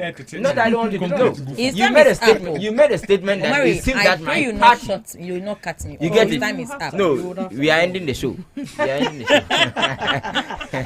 ending the show. You see. Okay. Oh, you still want to say something? You just give her 2 seconds. Just give her 2 seconds. How? No problem. Just give her 2 seconds. So I've come to the conclusion that Bismarck, right? Bismarck speaks without facts. Hey. Yes. because he's right now telling me that he was asking you that haven't you seen the report? Haven't you seen the report? Omari, we are in this country today. I'm always saying that technology, it's something that's right now, it's part of us. Yes. So when have you had a communique from the government saying that whatever the meaning or whatever the agenda for the 24 hours that we brought on board has changed? We've not seen all this. So now why were you even able to explain the 24-hour economy? You are confusing yourself because you don't were in opposition. You couldn't even explain to people. They explained it. They don't want to learn. You had difficulty. No, we had a lot. Thank you. God bless you, my brother. A policy. No, this is my time now. No, I'm coming. No, Omari, please be fair. A policy. We are done with the show. We are done with the show. You are introducing a policy now. As a good, political party, the only thing you can do is just to maybe educate your people. Now, this is the verdict. It is 5 cities. Don't tell your people, some of them to go and say 4, some of them to go and say 3.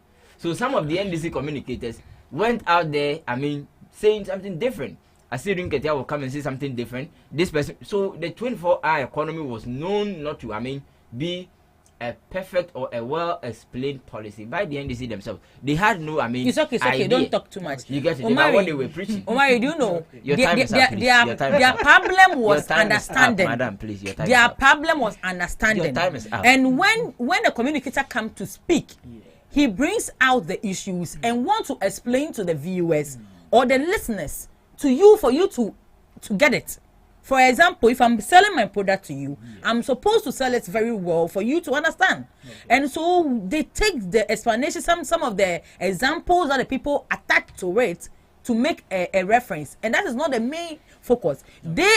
They are finding it difficult to understand, to learn, your time is up, to understand, and to make sure that they want us to come out and to bring cakes and a lot to come and cut in the 24 hours economy. As they did with the e-levy, and we don't want to do that because you know what? You smuggle to pass the bill. You don't bring it. You smuggle. The president. You pass the bill at night.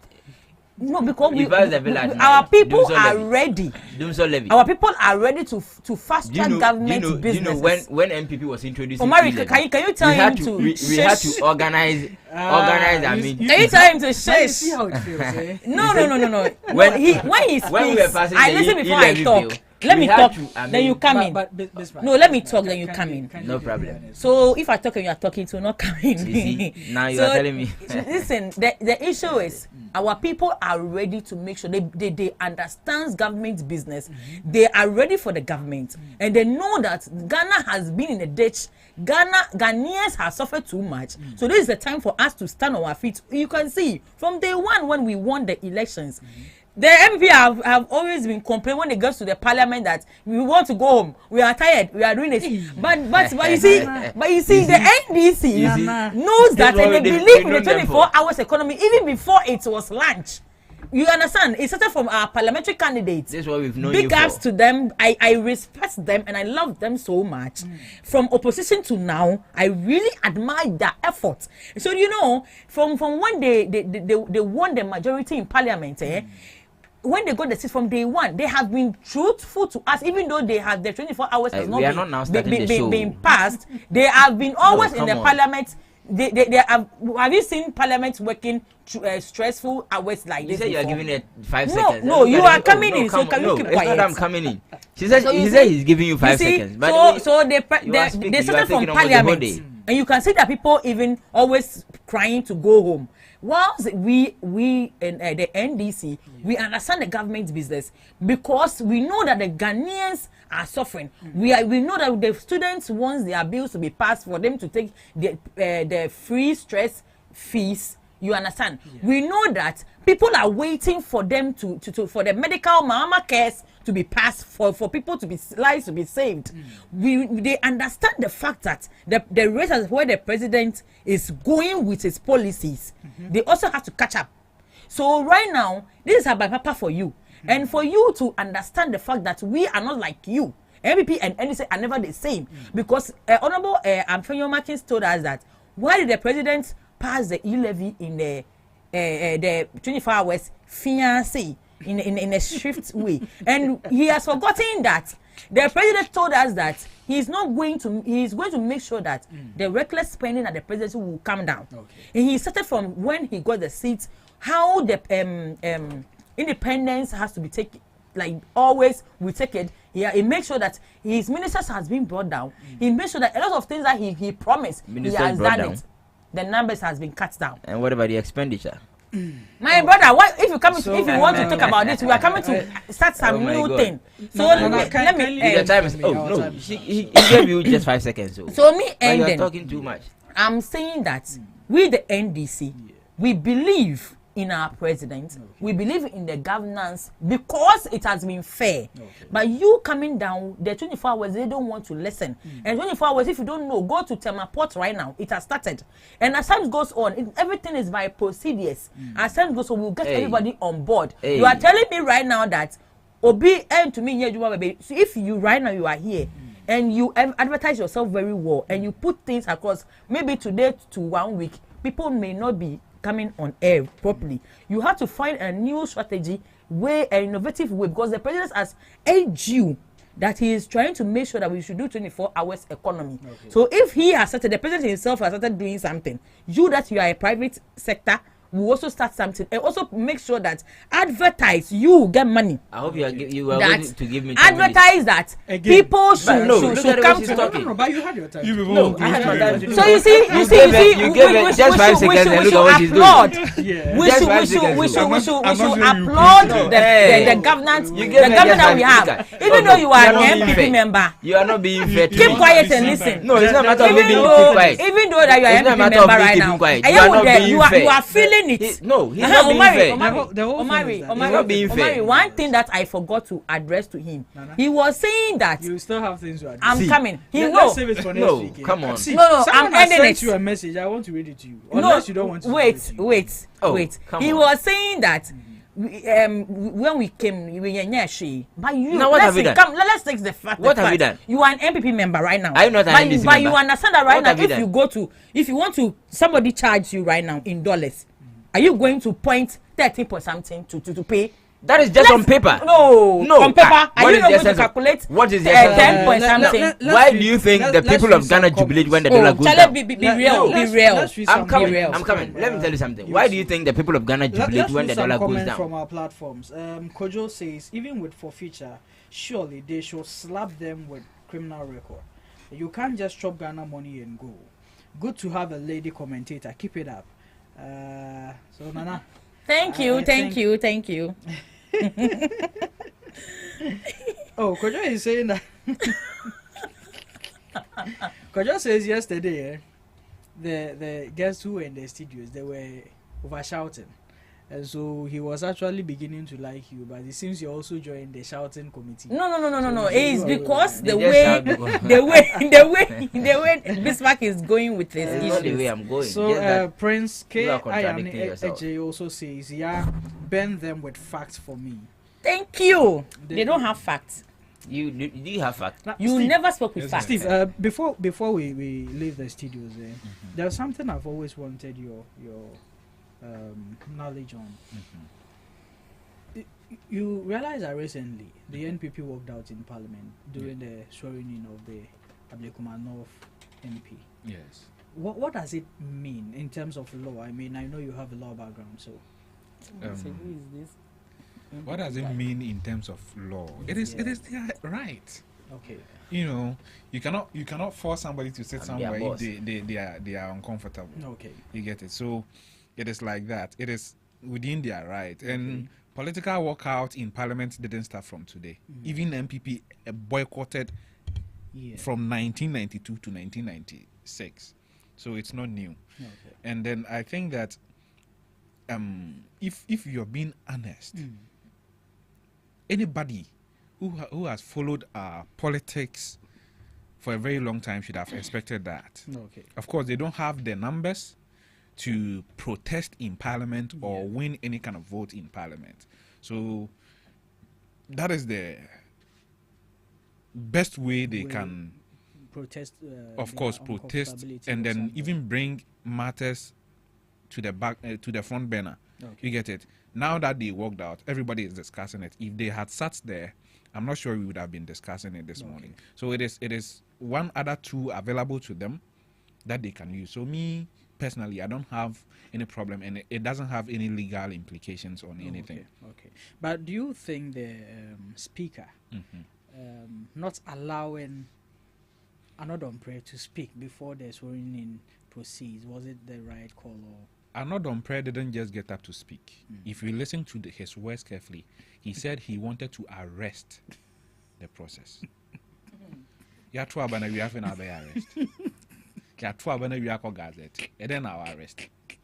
Even at that time, if they had taken the issues to court, the court couldn't have stopped the proceedings there. The proceedings from going on. Okay.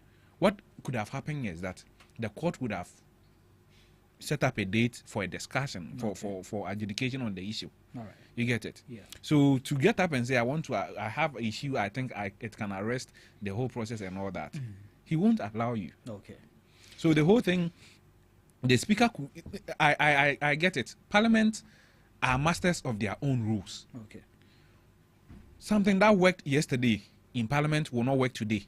They can change the rules, and it's allowed. They are the masters of their own rules. Okay. All right. Thank you. I think this is where we'll definitely. So when we go to the is it Akwetia, and when if we go to Akwetia, it's okay. If they win the elections, if assuming would they sit down, we'll also work out and see if the process will go on. We thank our audience and listeners too. They should sticking learn. With us through the show this morning. It's been an honor with three great minds in the studios in the presence of Mr. Dubik Stevens, who has always been present to share his intellect with us on the show. Today we had Anaya Santawa representing the NDC. She has made the show very, very, very interesting, entertaining, and very intellectual as well. And yes, we had Bismarck, her direct opponent in the arena, who says Nana has just been shouting on him. But yes, Bismarck has also made his point clear. The NDC has really added nothing since coming to power. Only Bismarck knows what exactly the entire Ghanaians, they know. We thank you knows. all for making it to the show this morning, and we thank our audience once again. This is where we call the curtains on the show. Stay tuned as we go to Parliament and bring you a live feed on the mid-year budget review from the Minister of Finance, Mr. Ato Forsen. Enjoy the rest of your morning. Ghana Talks Radio, #1.